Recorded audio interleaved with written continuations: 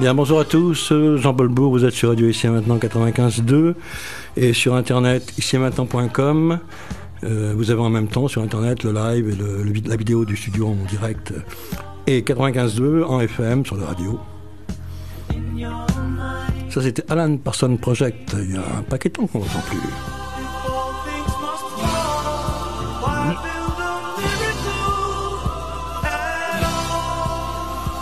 Oui, avant de commencer l'émission, j'ai lu récemment cette histoire de réforme des manuels scolaires pour la rentrée de septembre. L'accent circonflexe, il disparaît pas, il est facultatif. On peut mettre un point à la place de l'accent circonflexe sur maître, par exemple, un maître d'école. On va l'enlever, l'accent circonflexe, et puis tu mets un i. C'est pas une faute. Si tu mets l'accent circonflexe, c'est pas une faute non plus. Il est facultatif. De même, on l'abuse. Ça a fait rigoler certains, mais ça fait grincer des dents. C'est le fameux oignon avec le i qui disparaît, ou le nénuphar avec le ph qui tue un f. Et puis il y en a plusieurs milliers comme ça dans la modification. Ce nivellement par le bas, c'est en quelque sorte, pour pas que les mômes des classes qui annonnent de français et l'écrivent quasiment comme en texto, phonétiquement quasiment, même dans des classes où à mon époque, moi, on écrivait beaucoup plus correctement, je veux dire, les mecs, ils décrochent. Alors, pour pas qu'ils décrochent de cette putain d'école, on va tout niveler par le bas, on va se mettre à leur propre niveau, voilà, les copains, on est tous ensemble dans le gros bordel, là, les cancres, les débiles, et ceux qui ont du mal peut-être à comprendre cette langue, j'en sais rien. Le monde a tellement changé aujourd'hui, en plus, les mecs rentrent chez eux faire leurs devoirs. La plupart des parents ont décroché, même pas décroché, ils connaissent pas, ils savent pas comment, ce qu'est la grammaire, ils savent pas ce qu'est la... Et puis, réellement, en vérité, la vérité est toute simple. Déjà, c'est l'Académie française, dont on va dire, la raison d'être est de protéger la langue française. Elle l'a détruit maintenant. Elle est passée de la protection de la langue française à sa destruction lentement, comme ça. C'est vrai que des mots ont dû évoluer à travers le temps. Surtout dans les mots générationnels, les mots d'argot. Moi, je me souviens quand on disait un truc pas mal, c'est batte. C'est un mot qui a disparu, mais c'est pas du français. Enfin, du français, c'était de l'argot. Le français lui-même, il n'a quasiment pas bougé. Il faut remonter très loin. On peut relire des lettres écrites par Bossuet ou d'autres dans un français impeccable. Il y a quelques mots un peu désuets qui ont disparu. Mais la langue, il suffit de lire, simplement de lire. Voilà. Ce qui manque à cette génération... on se demande ce qu'il y a de fou en classe, en plus, sincèrement, ça sert strictement à rien, quoi. Surtout, encore une fois, à tirer vers le bas, à forcer. Mais c'est du kidnapping. On prend les élèves qui veulent bosser, on les force à faire quelques pas en arrière, comme ça. Tu t'imagines, enfin, je sais pas, moi, c'est des mots qui me font mal aux yeux, quand je vois nénuphar avec un F, par exemple. J'ai l'impression qu'on ne parle pas de la même plante. Nénuphar avec un F, c'est quoi? C'est une autre langue que je connais pas. Nénuphar écrit comme ça. PH, mes yeux se réveillent, s'ouvrent, et ce que le mot désigne m'apparaît nettement d'un seul coup. L'accent circonflexe n'est pas posé sur un mot pour rien, d'une part, d'abord. C'est pas gratuit, on n'a pas dit, tiens, là, on va mettre un accent circonflexe, puis là, on va mettre un i. L'accent circonflexe modifie l'intonation du mot. Un maître d'école, c'est un maître. Quand tu veux mettre quelque chose dans ton tiroir, tu dis je vais le mettre dans le tiroir, tu dis pas je vais le mettre dans... Il n'y a pas d'accent circonflexe. Alors si on met des i partout, puisque l'accent circonflexe est devenu facultatif, eh bien l'intonation disparaît aussi en même temps. C'est la vie, l'intonation, c'est la vie de la langue. Je dis pas qu'on parle avec ces intonations-là, académiques ou autres, mais c'est pas ça. Il y a vraiment... Le mot lui-même, moi je ne sais pas, mettre sans accent circonflexe, ou peu importe notre mot, c'est comme un personnage décapité, quelque part. Il ne parle plus. Il parle quoi? Il parle une langue phonétique pour tous les tarés de la classe, quoi, pour les empêcher de décrocher, encore une fois, bien sûr. Alors, ce qui manque à cette génération-là, c'est la lecture. La lecture permet de mémoriser les mots, à force de lire. C'était mon cas, moi je suis autodidacte. La lecture très jeune m'a permis de mémoriser des mots, je m'en suis imprégné de leur orthographe, de leur façon d'être dans le texte, de ce qu'ils veulent dire. Mais moi, je vois prendre le métro, je vois personne avec des bouquins. On ne va pas forcer des mômes comme ça à aller dans une bibliothèque prendre des bouquins. D'abord, ils ne savent pas. Ils comprendront la moitié des mots du livre. Et puis, ça ne les intéresse pas du tout. Donc, on devrait, moi, je ne sais pas, c'est très important le retour pour cette génération à la lecture. Pas simplement à ces nouveaux programmes qu'on nous propose, à la lecture. Hein. On ne va pas les forcer à réciter le bottin pour mémoriser tous les mots qui sont à l'intérieur. En plus, ce sont des noms propres. Mais je ne sais pas, moi, ce qu'on avait, nous, jadis, le dictionnaire, le petit Larousse qu'on avait, le petit Larousse illustré qu'on avait, moi, j'en ai encore un que j'ai gardé. Maintenant, c'est Google, on va chercher des mots. La confiance règne ou pas. Hein. Le petit Larousse, c'était du béton. Petit Larousse illustré, c'était un gros dictionnaire, mais pas énorme, que tu pouvais mettre à côté. Il est toujours sur mon bureau, près de moi, comme il était jadis. Quand j'avais 18 ans, 20 ans, mais bien après, cet objet maintenant qui appartient presque au musée, dans lequel se trouvaient tous les mots de la langue française, non propres et non communs, avec ces fameuses pages de couleurs au centre qui étaient les formules latines. Quand tu l'ouvrais, tu avais tous les drapeaux de toutes les nations qui étaient représentés sur la double page dès que tu ouvrais au début et à la fin de ce gros volume qui était le petit Larousse, où tu cherchais les mots, leur explication. Mais la lecture de textes, de livres d'aventure, peu importe, lire des mots qui se suivent et qui veulent dire quelque chose, plutôt que le matraquage, toutes les merdes qu'on t'envoie dans la tête, qui n'ont qu'un but, c'est de te lobotomiser, te décérébrer, et t'empêcher d'avoir un esprit critique. Parce que hurler, gueuler, avoir la haine contre quelque chose, tout le monde peut le faire. L'esprit critique, c'est pas ça, c'est l'analyse des situations, c'est la perception, la pertinence, c'est la façon, l'éveil en quelque sorte de l'individu libre qui prend conscience à travers le langage de ses particularités, du pays dans lequel il est, à quoi correspondent les mots, ce qu'ils veulent dire, leur histoire aussi. Tout ça c'est perdu, ouais, bon. Moi j'ai fait une chanson à l'époque avec ma vieille guitare pourrie, comme ça enregistrée avec un portable, quelques-uns de ça. Bon, c'est une déconnade, hein. Ça s'appelait les maudits, les pages de dictionnaire, où le mec, à l'intérieur, il se dope. Non pas la cocaïne, mec, mais au dictionnaire, ouais. Donc, c'est vraiment une déconnade, mais on peut la lire... Elle a une double lecture, oui. Lost, mec. Non, mais alors, quand il n'y a plus rien à fumer, si vous avez un dictionnaire chez vous... Baby, passe-moi la cocaïne, qu'est-ce que tu dis? Passe-moi la cocaïne, tu vas à tout prix. Qu'est-ce que tu fais? Couché dans la cuisine. Qu'est-ce qu'on s'emmerde sur cette putain de terre? Je vais bouffer les pages du dictionnaire. Je vais bouffer les pages du dictionnaire. A, B, C, D, c'est dur à avaler. E, F, G, ça y est, ça s'est coincé. H, I, J, K, ça roule dans l'estomac. Mais no P, baby, wow. Ça y est, je suis défoncé, baby. C'est mieux que la cocaïne, qu'est-ce que tu dis? Ouah, c'est mieux que la cocaïne, les yeux fermés. Je vois la rousse illustrée.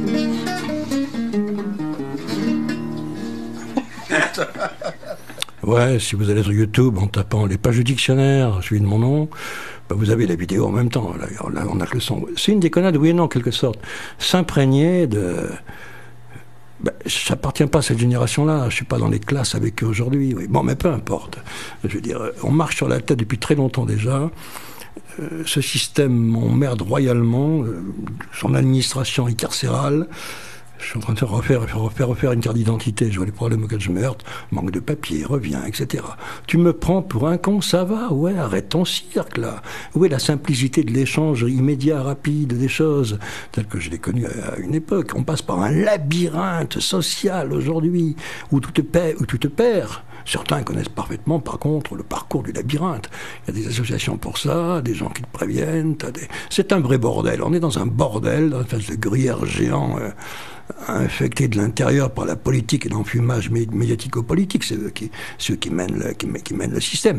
Ces nouveaux manuels qui sortent en septembre, là, Je ne sais pas, je ne les ai pas vus, je ne les ai pas ouverts ni feuilletés. Je le guette avec surprise, j'attends avec intérêt ce manuel-là pour voir ce qui a été transformé. Ce qui ne changera rien, parce que je sais à quel niveau on est d'englument aujourd'hui, d'étouffement, de perte totale de ce qu'est la liberté de l'homme, encore une fois.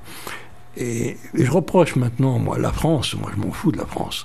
C'est quoi? C'est ça la France, là? Même la forme qu'elle a, l'étatisation. Je supporte plus ça. On a toujours vécu cette forme jacobine comme ça, la centralisation du pouvoir, tout puissant, quasiment presque monarchiste, sans dire le mot, sans droit divin, bien sûr. La centralisation, vraiment, l'étatisation, bien sûr, du pays, la force de l'État. Alors que des provinces sont là, qu'on appelle maintenant régions, on les a morcelées, divisées, ajoutées, agrandies. Je vois l'Auvergne, maintenant elle va jusqu'aux portes de Lyon, quoi. Ah bon, bravo, bravo. Et l'Auvergne, c'est quand même une région organique.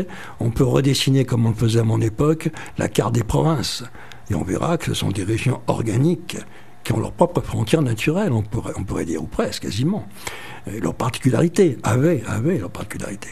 Donc retrouver ce féodalisme de la province, c'est retrouver sa force qu'elle n'a plus, maintenant elle est clonée, évidemment. Créer une sorte de féodalisme face à l'étatisation. Si la Corse veut sortir du plan national, moi ça ne me gêne pas.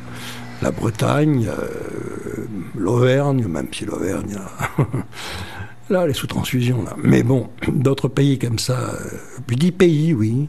Ça, ce sont des pays. J'appelle les provinces des pays. La France, pour moi, ça veut plus rien dire. Bon, on va parler là de quelqu'un... on va faire une émission sérieuse, on l'avait décidé, hein, donc, qui a pour thème et sujet un poète, un écrivain du courant romantique allemand, moins connu que les autres, qui a vécu au XVIIIe et au XIXe, c'est Ludwig Tieck, qui a écrit des contes fantastiques. Donc, on va tenter d'approcher l'un de ses contes, qui s'appelle le Runenberg, la montagne aux runes, parmi de nombreux contes de Tieck, et voir qui était le personnage aussi,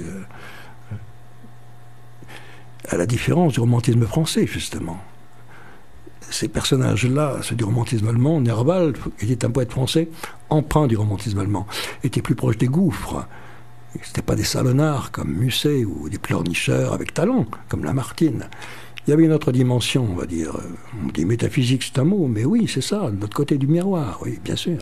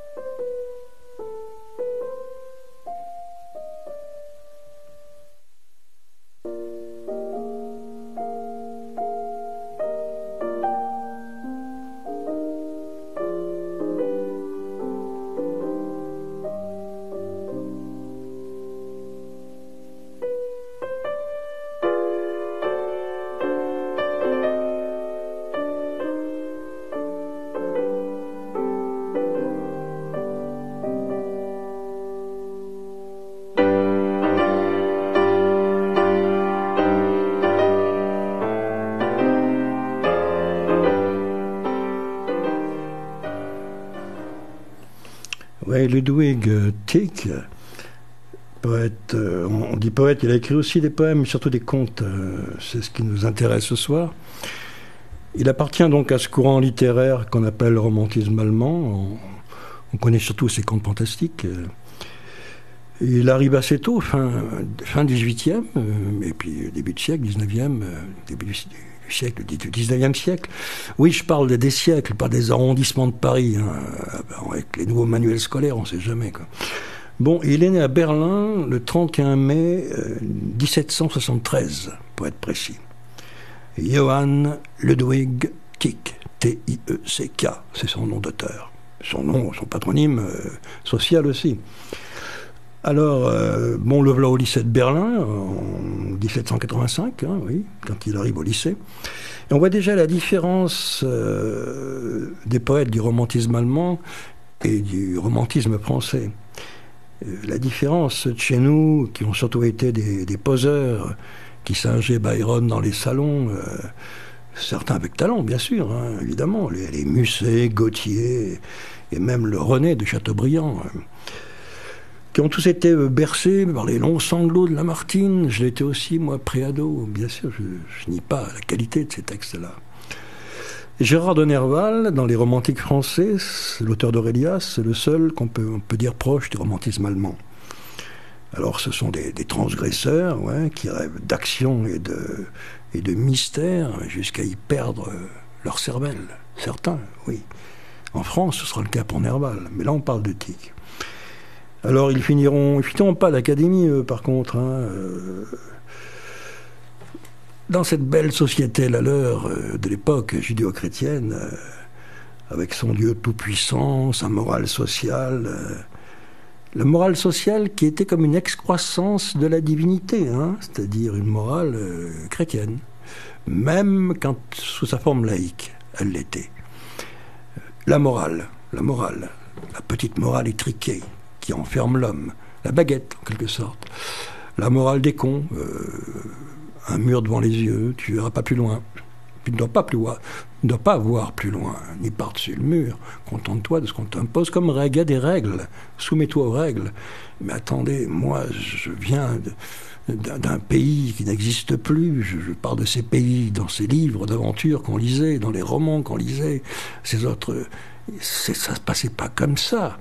Là, la morale, la petite morale étriquée qu'on a connue, elle explosait, elle était désintégrée. C'était l'aventure, et non pas la grisaille et la nécessité de se conformer à des règles, sinon tu risquais des punitions, bien sûr, à différents degrés. Ouais. Ça, c'était cette société-là qu'a connue, bien sûr, Tieck et d'autres, cette époque, 18e, 19e siècle.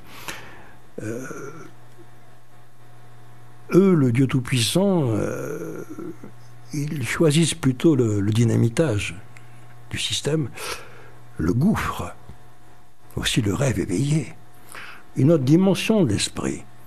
Je parle de Louis Tieck, par exemple, dès ses années de collège, il y a d'étranges énergies qui le traversent, qui émergent en lui, qu'il ressent, en sensation, perception.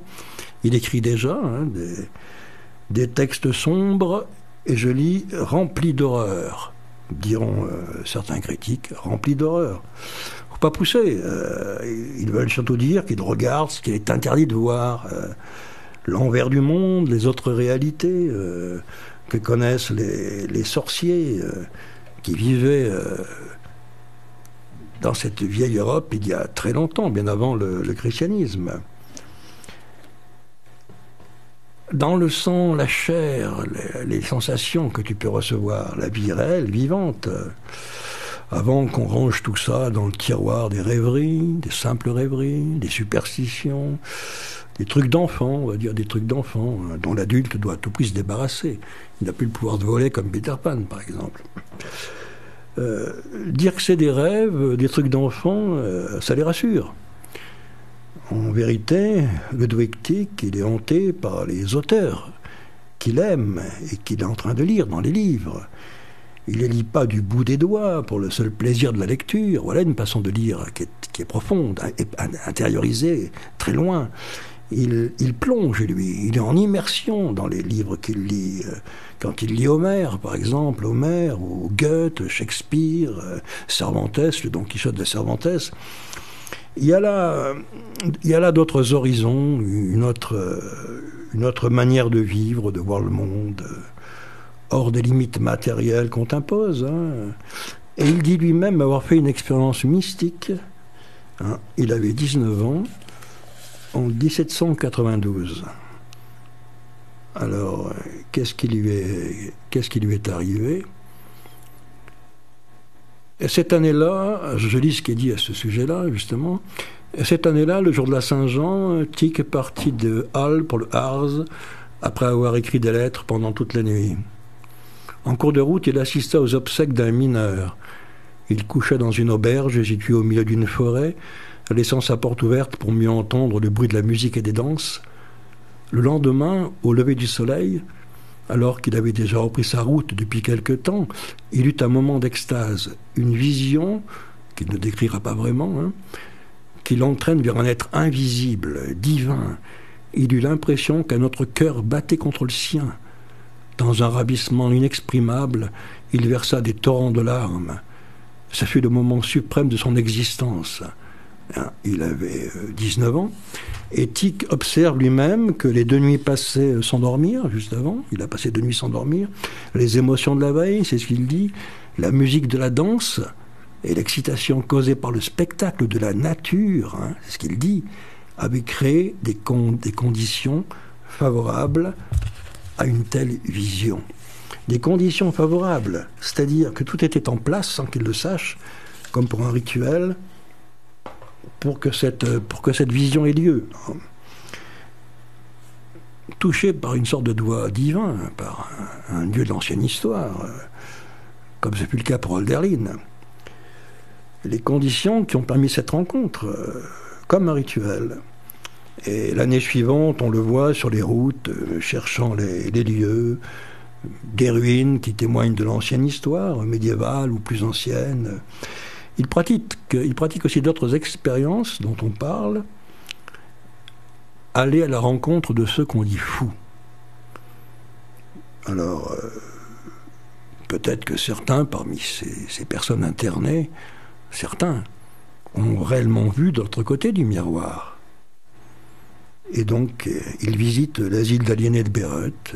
C'était pour lui une expérience très forte de s'approcher de ces personnages qui avaient une perception différente, parfois vécue dans la souffrance, parfois non, de la réalité. Alors, ça peut être un chaos, mais parfois des surprises heureuses, qui lui confirmaient que certains avaient été des voyageurs, quelque part, des voyageurs de l'ombre. Alors, on l'a dit, c'est pas un salonnard comme à la Musset. Son comportement surprend ses amis, il est spécial. Il marche parfois, non pas comme l'albatros de Baudelaire, dont les grandes ailes de géant l'empêchent de marcher. Lui, il marche à la fois dans 2 mondes, bien souvent. Une sorte de déséquilibre comme ça, parce que il titube, comment dire, cette espèce de démarche chaotante entre 2 mondes, et non pas la route qu'on nous a tracée avec ses lignes, en nous disant c'est cela la réalité. Lui non, il a ouvert des portes, on l'a vu avec cette vision qu'il a eue enfant à 19 ans, Donc, Tieck fonctionne sur 2 plans de réalité, non pas simplement dans ses ouvrages, ce qu'il raconte, ses contes fantastiques entre autres, mais dans sa manière de vivre le quotidien, ce qui n'empêchera pas de donner des conférences, d'être reçu à la fin de sa vie par des puissants même. On ne reçoit pas à sa table un mec qui délire complètement. Ce sont des moments, pas de pathologie, où il y a des moments de sa vie où il est saisi par un esprit quelque part, et où il se laisse aller et aspirer. Et après il revient à la raison, mais hanté par des nostalgies, hanté par des appels, des échos qui sont en lui. Ce qu'il trouve non pas seulement dans les livres, dans la nature qui est autour de lui, la nature est très importante dans l'œuvre de Tieck, dans ses rencontres aussi. C'est pour ça que on disait de Tieck son hygiène de vie, on pourrait dire, joli, c'est un biographe qui parle. Il aimait les exercices physiques, la marche, l'équitation, ce qui eût été excellent pour faire contrepoids à une sensibilité morbide. Mais non content de rechercher le danger en lançant son cheval au galop ou en se livrant à l'escalade de rochers difficiles, il se fatiguait par des marches forcées. Il se promenait la nuit dans les cimetières, où il enjoignait vainement au diable de lui apparaître. Cette vision de Tieck hantant les cimetières, le diable. Là, c'est la version... Ça, c'est dit par des judéo-chrétiens. Lui, il appelle des esprits qui ne sont pas spécialement le diable dont on parle, le Satan de l'Église. on le voit avec la montagne, ce conte, le Runenberg, la montagne des runes. Les runes, c'est quoi? Ça remonte à l'ancienne histoire. Il n'y a pas de Satan ni de diable, mais des esprits, des forces, des dieux avec lesquels l'homme était en contact avant que le monothéisme s'installe et puis éradique tout ça. Massacre certains, récupère les autres, leur lave le cerveau et range tout ça dans le tiroir des superstitions, du diabolisme, du satanisme aussi bien sûr. Donc ces visites nocturnes dans les cimetières, c'était pour passer la ligne en quelque sorte, entrer en contact. Parfois il y a des aventures étranges qui lui arrivent, comme disent certains, ça ne pouvait arriver qu'à lui. Je lis son biographe qui parle. Un jour, à Brunswick, il eut l'impression qu'une jeune fille, de sa fenêtre, le saluait comme une vieille connaissance. Il entra dans la maison et elle lui demanda de partir avec elle. Lorsque plusieurs personnes sortirent de l'appartement et donnèrent au jeune étudiant le mot de l'énigme, c'était une folle. Elle l'appelle, il vient, il est prêt à partir dans une aventure sur une ligne de haute tension ou une ligne parallèle, on ne sait pas dans quoi il entre là. Bon là il va faire marche arrière parce que les voisins sortent et bloquent la relation entre lui et cette jeune femme en lui disant n'écoutez pas, c'est une folle. S'il n'était pas intervenu, les voisins, s'il avait dit oui, il l'avait suivi, on n'en sait rien. Ça aurait été une des aventures de Tic, marcheur de l'ombre, titubant entre les deux mondes, là aussi, bien sûr. Parfois aussi, ces aventures étranges, alors on peut dire, il y a aussi les rêves, les cauchemars dont il parle. Un cauchemar qu'il fait, qui est quand même quelque chose d'inhabituel, sous cette forme-là du moins. Une fois couché, il eut l'impression qu'il flottait sur une rivière, que sa tête se détachait et remontait le courant, tandis que le reste de son corps s'en allait au fil de l'eau. Son corps lui était devenu comme étranger, et un de ses amis lui apparaissait encore comme un monstre multiforme. On croirait qu'il a pris de l'acide, là, le mec. Hein. Toutes les horreurs de la mort et de la décomposition l'environnèrent, jusqu'au moment où il s'endormit enfin, après avoir été secoué par une violente convulsion. On voit là qu'il fait un voyage, une traversée éprouvante, convulsive. Il parcourt les états de la décomposition, il explore la mort dans ce cauchemar, dans ce rêve, sans qu'il le veuille. Il dort et d'un seul coup, plomb, il plonge dans ce gouffre et il fait cette expérience. Alors, des hallucinations, oui, peut-être, on peut l'appeler comme ça aussi, si tu veux, oui. Ce qui n'empêche pas d'écrire, hein, dans certains moments sans doute privilégiés. Là aussi, en écrivant, il change de monde. Les deux sont liés quelque part. C'est un être qui a effondré une partie de la ligne qui sépare ces deux dimensions, celle du monde matériel réel, logique tel qu'on le connaît, cartésien, et celle des fluidités, du monde des énergies, du monde, pour ces croyants, pour ceux qui l'ont précédé, du monde des dieux, on pourrait dire, de la nature vivante en quelque sorte. Ce à quoi ont bu la plupart des romantiques allemands, aux sources vives de la nature autour d'eux, non pas spécialement à la vision urbaine des villes telle qu'on la connaît. Dont le fameux conte, la montagne aux runes, le Runenberg, c'est l'époque où des poètes allemands comme von Arnim ou Clemens Brentano font tous les villages pour recueillir encore les traditions orales, ce qui reste à travers la tradition orale, le recueillir sur du papier, l'écrire. Les frères Grimm aussi, qui appartiennent au même courant, font la même chose. C'est-à-dire aller dans les villages les plus reculés et recueillir ce que les vieux savent encore des histoires du passé, du lointain, même du plus lointain passé, qui appartiennent à la mythologie même, aux légendaires. Ça donnera les contes de Grimm, par exemple. Von Arnim et Brentano feront aussi un livre de contes à partir de cette tradition orale. Tieck, lui aussi, a bu à la tradition orale. Le Runenberg, la montagne des runes, ça tombe pas du ciel comme ça, c'est pas une invention. On sait que les runes, cette écriture magique connue par les Germains, les Scandinaves, découverte par le dieu Odin, appartiennent à l'ancestralité de ces peuplades, bien avant, j'y reviens, le christianisme. lorsque ces êtres n'étaient pas diabolisés, mais étaient des divinités, des forces, des énergies supérieures, des êtres par-delà les formes, qu'on ne perçoit plus de nous. On est dans une forme carcérale, celle du matérialisme, et nos rêves qui parfois pourraient être une porte, bien souvent sont obstrués, on ne se souvient de rien, ou bien hantés par l'obsessionnelle psychologie de la journée, ou des jours qui ont précédé.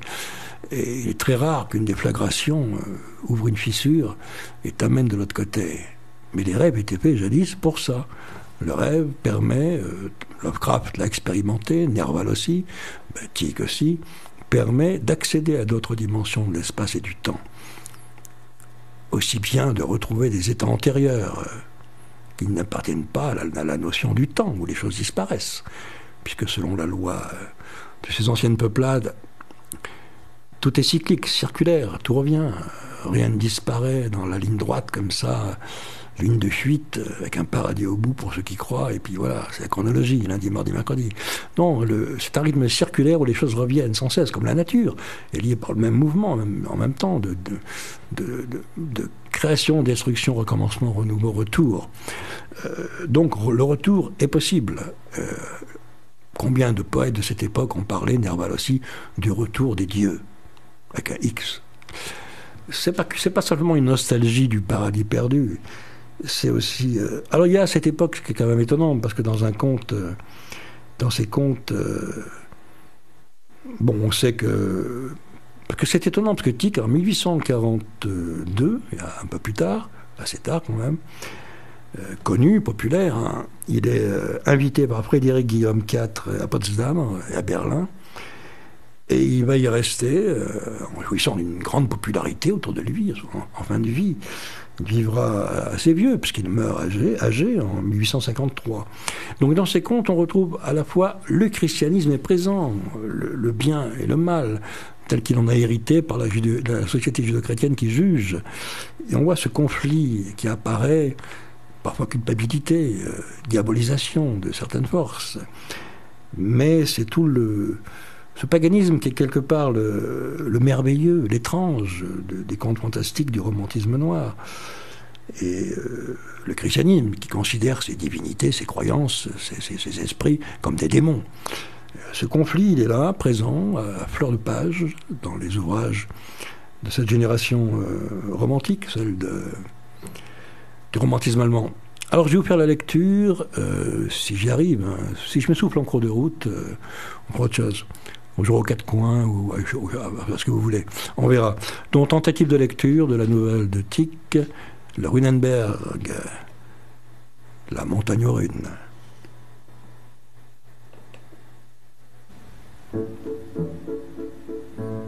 Ça, c'est du Schubert. Un lied de Schubert.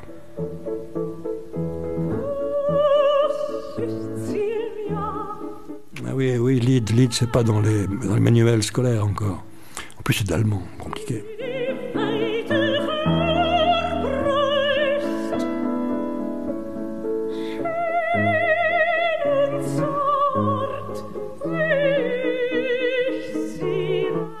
Et je ferme les écoutilles 2 minutes, le temps de la musique.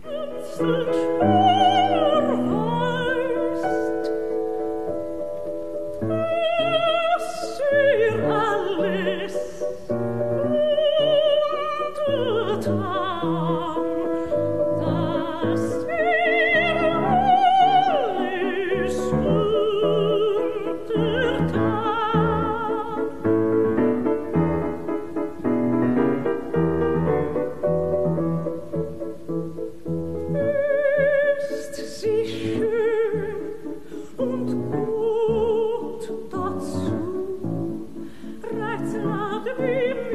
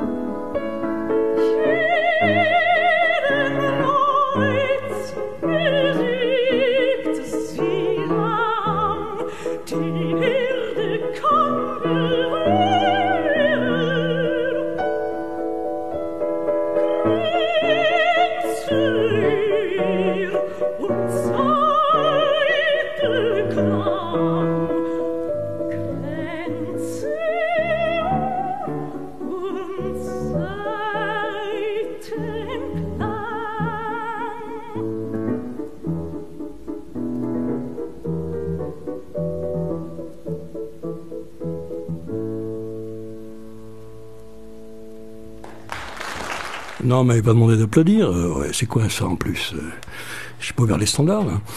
Voilà, la montagne rune de Tieck. On va tenter de lire ce conte. Tenter, je dis bien, hein, parce que la montagne, il faut escalader. Il faut du souffle. Au cœur de la montagne, un jeune chasseur était assis, méditatif. Il y a beaucoup d'accents circonflexes dans le texte, entre autres, hein, ils les ont pas enlevés, heureusement. Était assis méditatif, près d'une aire d'oiseleur, tandis que le murmure des eaux et des bois résonnait dans la solitude. Il réfléchissait à son destin. Il était si jeune, et il avait quitté père et mère, sa patrie familière et tous les amis de son village, pour se mettre en quête d'un milieu inconnu, pour s'éloigner du cercle de la banalité monotone. Et il leva les yeux, un peu surpris de se retrouver maintenant dans ce vallon, occupé de la sorte. De grands nuages passaient dans le ciel et allaient se perdre derrière les montagnes. On entendait les oiseaux chanter dans les buissons et un écho lui répondait. Il descendit lentement la montagne et s'assit au bord du ruisseau qui murmurait en écumant sur les rochers en saillie. Il écouta la mélodie chantante des eaux et il lui sembla que les flots lui disaient avec des paroles incompréhensibles 1000 choses extrêmement importantes pour lui. Et il était fort attristé de ne pas pouvoir comprendre leur discours. On voit le rapport, encore une là, de l'homme avec la nature qui parle. Puis il regarda une fois de plus autour de lui, et il lui sembla qu'il était heureux et gai. Aussi reprit-il courage, et chanta d'une voix sonore une chanson de chasseur. Pendant qu'il chantait, le soleil avait continué à baisser, et de vastes ombres tombaient dans l'étroite vallée.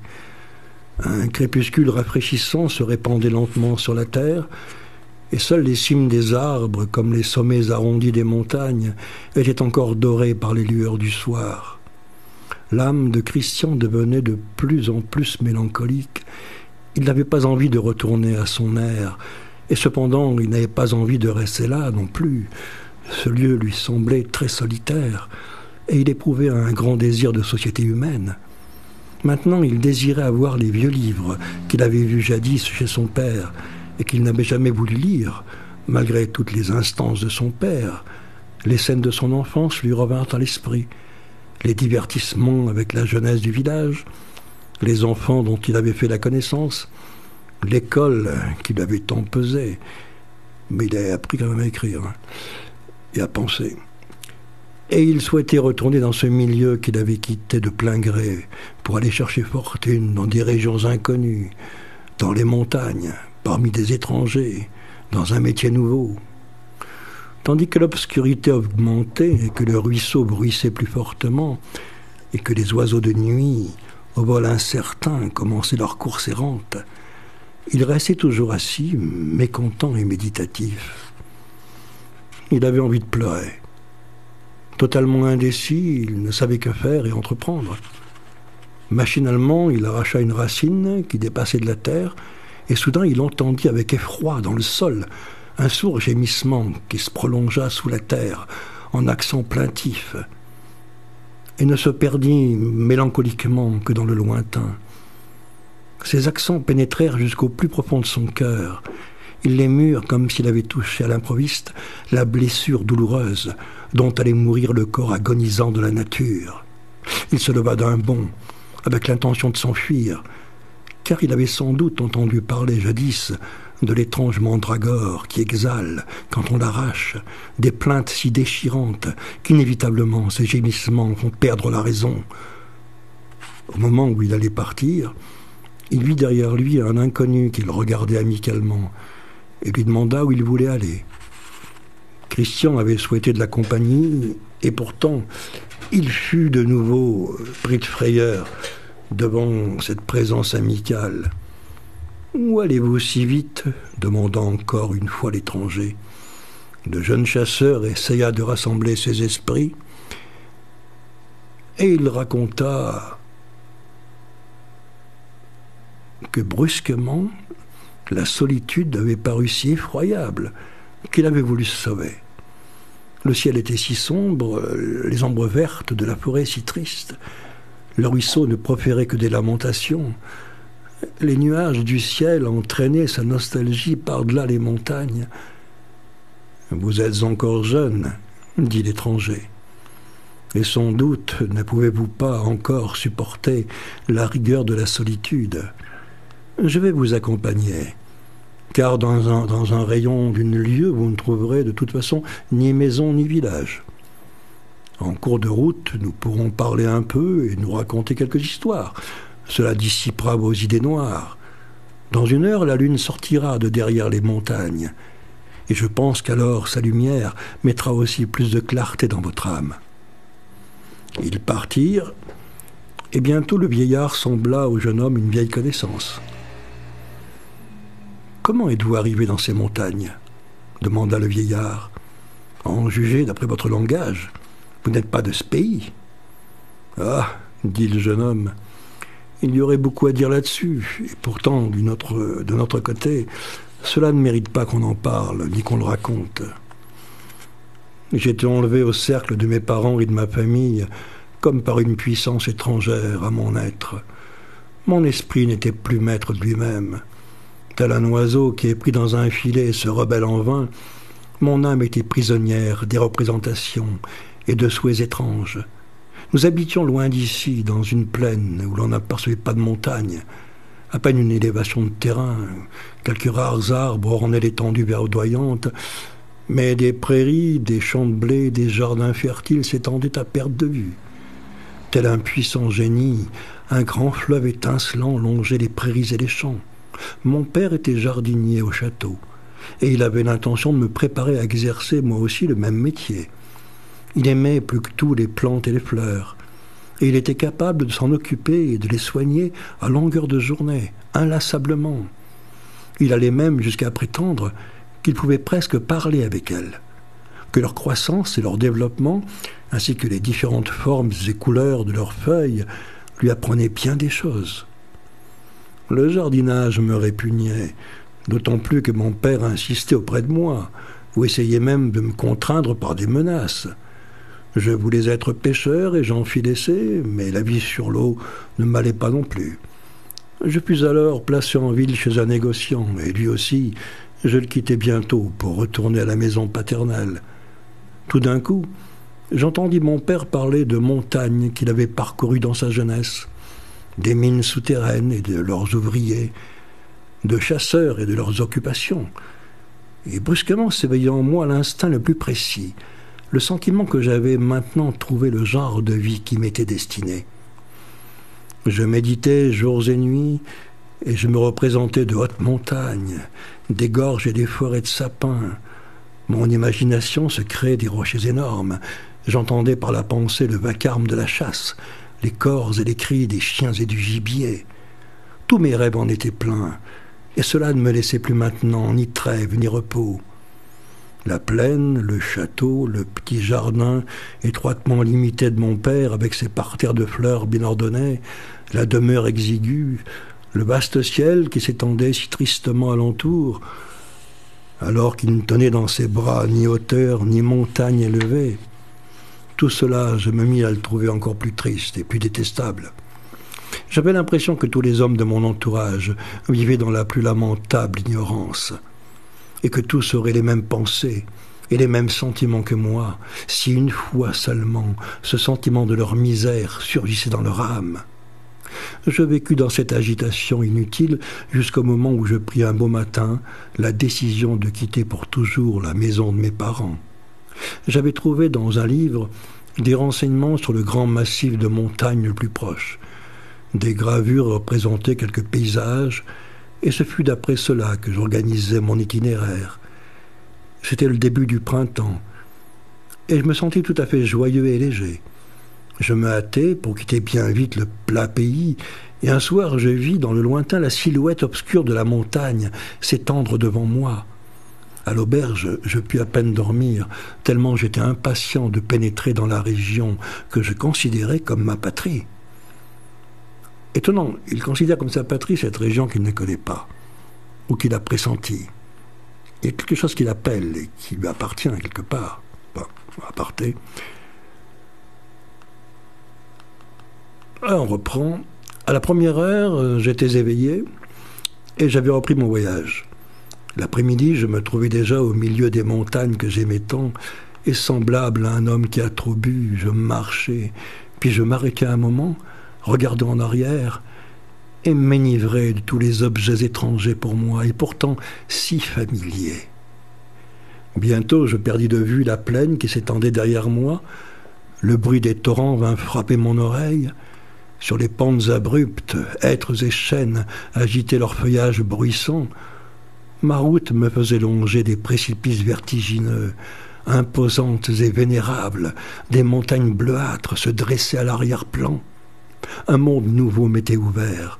La fatigue n'avait pas de prise sur moi.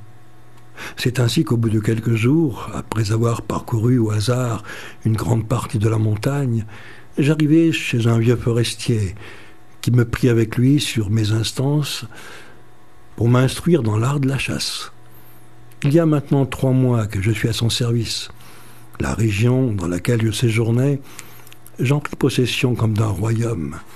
J'appris à connaître chaque roche escarpée, chaque gorge de la montagne. J'étais tout à fait heureux dans mon métier. Quand nous partions de bon matin dans la forêt, quand nous abattions des arbres dans les bois, quand j'exerçais mon œil et ma carabine, et que je dressais les chiens, mes fidèles compagnons, pour en faire d'habiles chasseurs. Il y a maintenant 8 jours que je suis installé dans ces hauteurs, sur cette aire d'oiseleur, dans la région la plus solitaire de la montagne. Et aujourd'hui, au soir tombant, je me suis senti triste, comme je ne l'avais encore jamais été dans ma vie.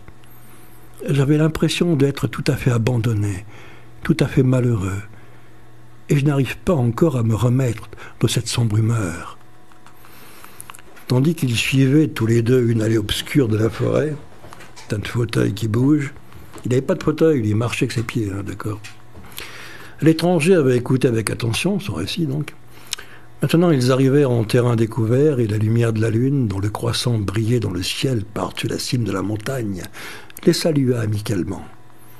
En formes indistinctes et en nombreuses masses séparées, que la pâle lueur réunissait d'une manière énigmatique, s'étendait devant eux la montagne, profondément crevassée. À l'arrière-plan, un mont escarpé sur lequel, dans la lumière blanchâtre, se montraient d'antiques ruines croulantes, dont l'aspect donnait le frisson. « Nos chemins se séparent ici, » dit l'étranger. « Je descends dans cette gorge. Ma demeure est là-bas, près de ce vieux puits de mine. Les minerais sont mes voisins. Dans la nuit, les eaux de la montagne me racontent des choses merveilleuses. Tu ne peux tout de même pas me suivre jusqu'à là. Mais vois là-bas la montagne aux runes, avec ses murailles à pic. Quel beau regard engageant nous lancent les vieilles pierres. N'as-tu jamais été là-bas ? » ?»« Jamais, » dit le jeune Christian. Une fois, j'ai entendu un vieux forestier raconter sur cette montagne des choses étranges que j'ai eu la sottise d'oublier. Mais je me rappelle que ce soir-là, mon âme fut remplie d'effroi. J'aurais bien envie de gravir une fois cette hauteur, car c'est là-haut que les lumières sont les plus belles. Certainement l'herbe y est très verte, le monde alentour très étrange.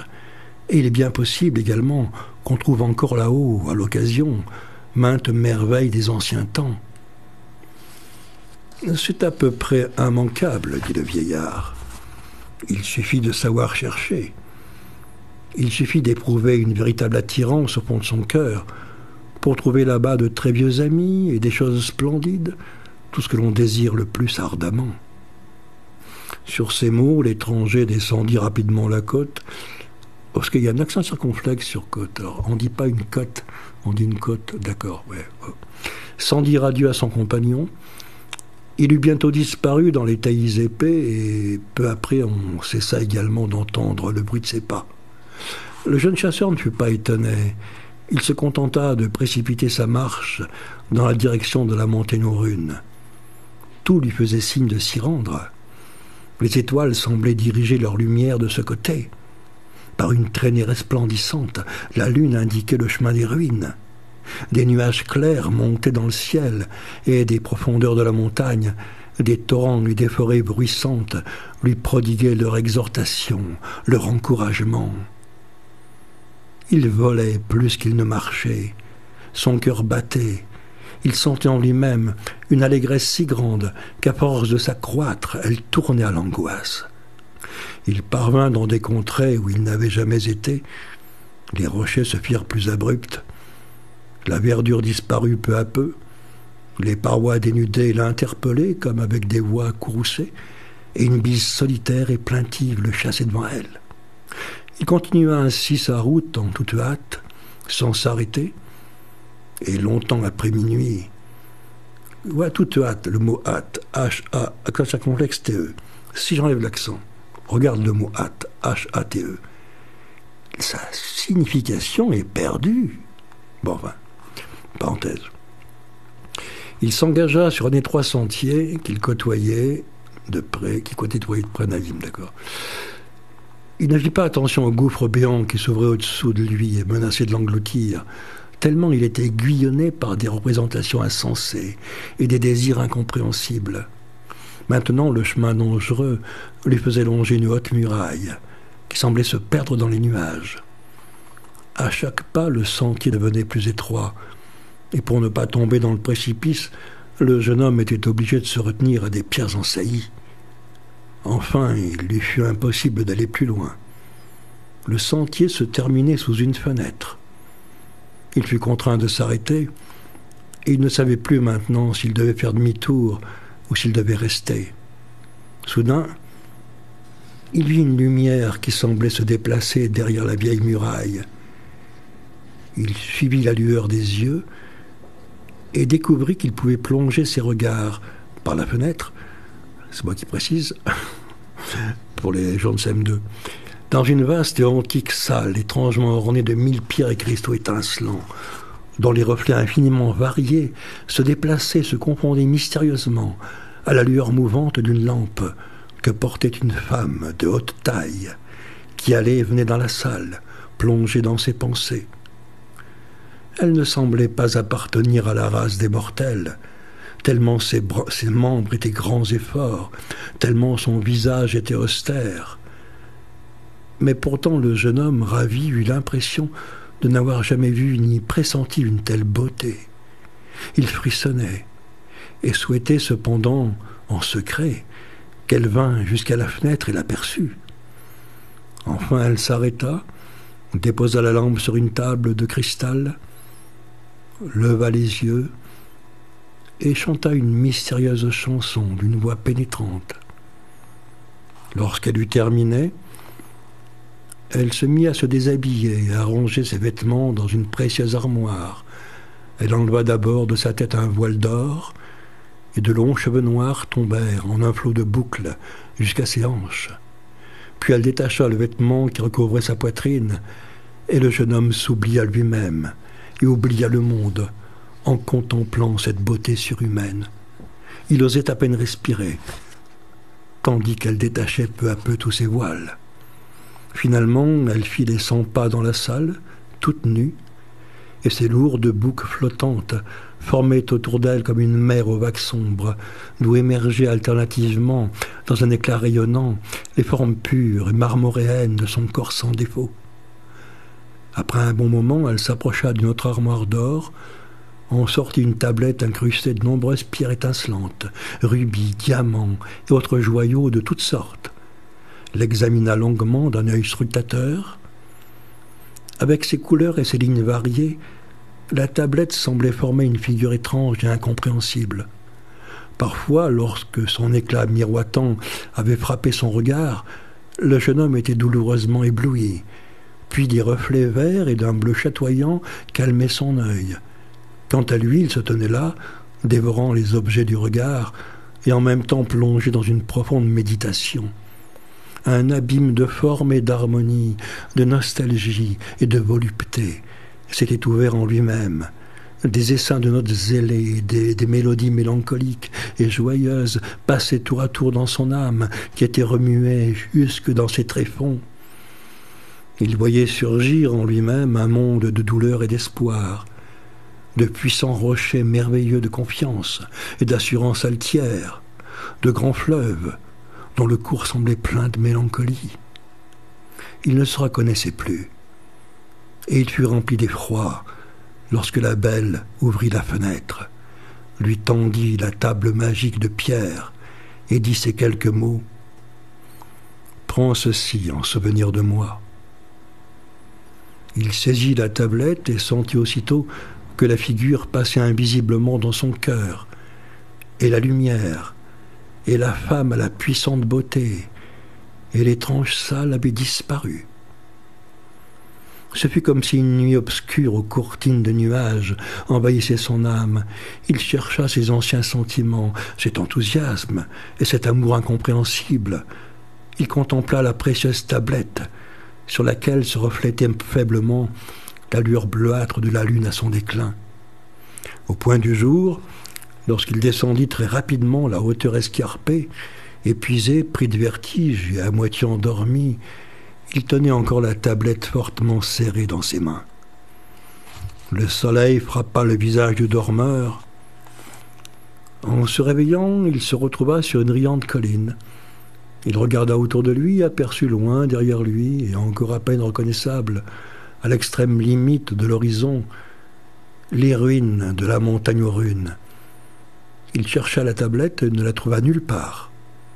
Surpris et troublé, il voulut reprendre ses esprits et renouer le fil de ses souvenirs, mais sa mémoire était comme remplie d'un brouillard confus, dans lequel des formes imprécises s'agitaient et se mélangeaient frénétiquement, sans qu'on pût rien discerner. Toute son existence antérieure était derrière lui, comme dans les profondeurs du lointain. Les choses les plus étranges et les choses banales étaient confondues en un tel point qu'il lui était impossible de les séparer. Ce qui correspond à sa vie quotidienne aussi, où tout était tellement imbriqué. Il y a aussi ce souvenir dont je fais une halte de 2 secondes dans le texte, dont je n'ai pas parlé. Souvenir, oui. C'était en 1798, dit son biographe. Alors qu'il allait au-devant de sa fiancée, dans la banlieue de Berlin, il vit sur le côté droit de la route une auberge qu'il croyait être à gauche. Lorsqu'il voulut y pénétrer, il tomba simplement dans le fossé. Il a vu l'auberge, il est entré dans l'auberge, et blanc, il est dans le fossé. L'auberge, hallucination, vision.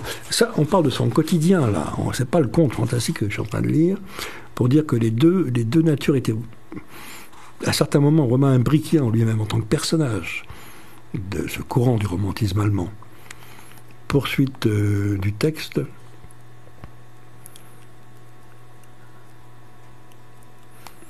Il finit par croire qu'il avait été cette nuit-là en proie à un rêve ou à une autre subtile folie.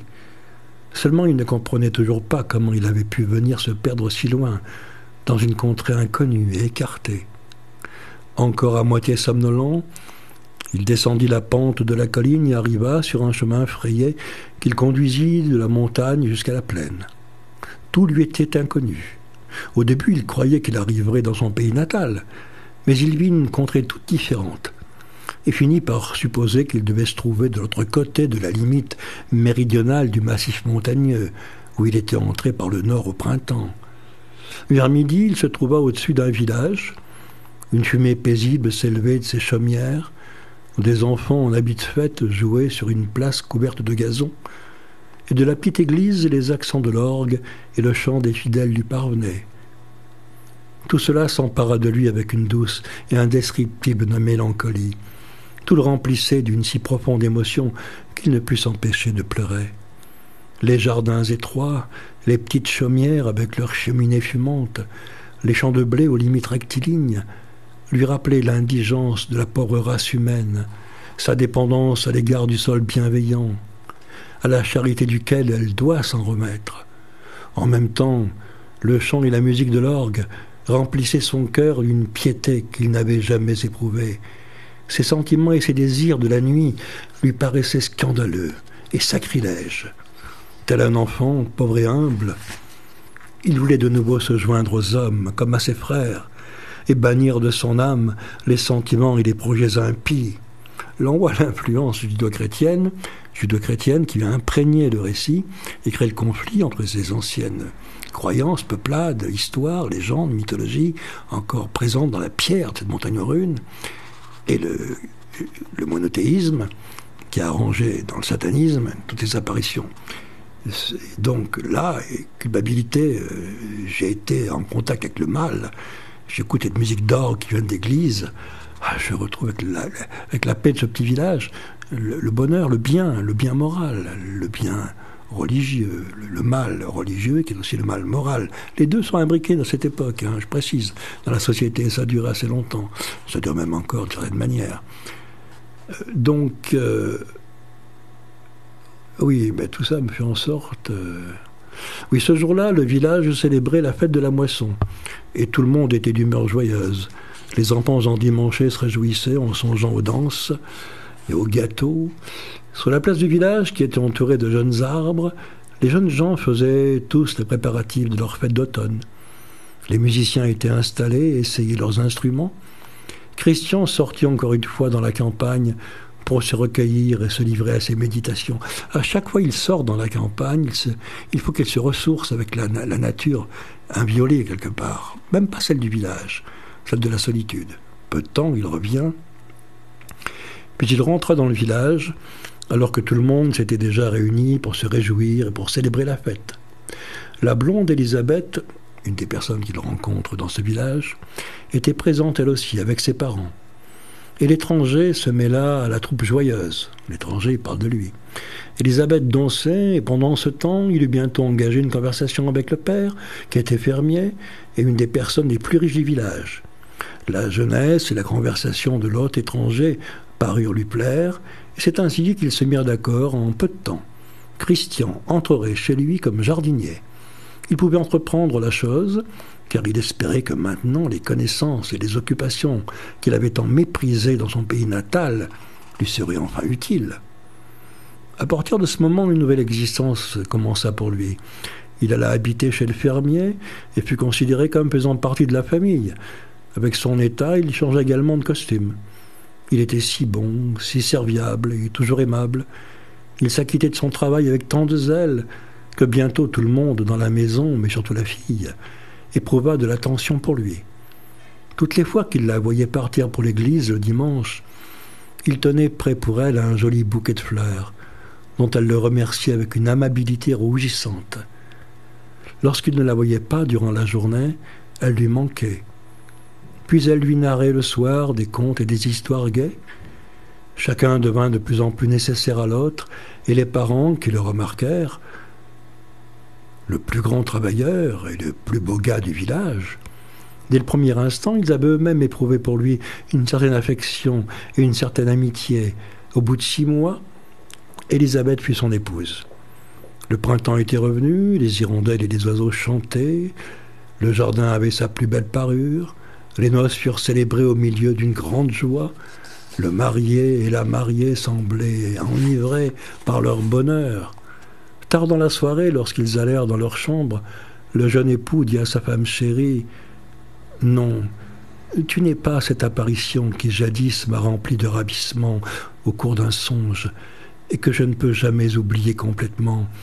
Mais pourtant, je suis heureux d'être près de toi et je trouve la félicité dans tes bras. » Comme la famille fut contente lorsqu'au bout d'1 an, elle s'accrut d'une petite fille que l'on appela Éléonore.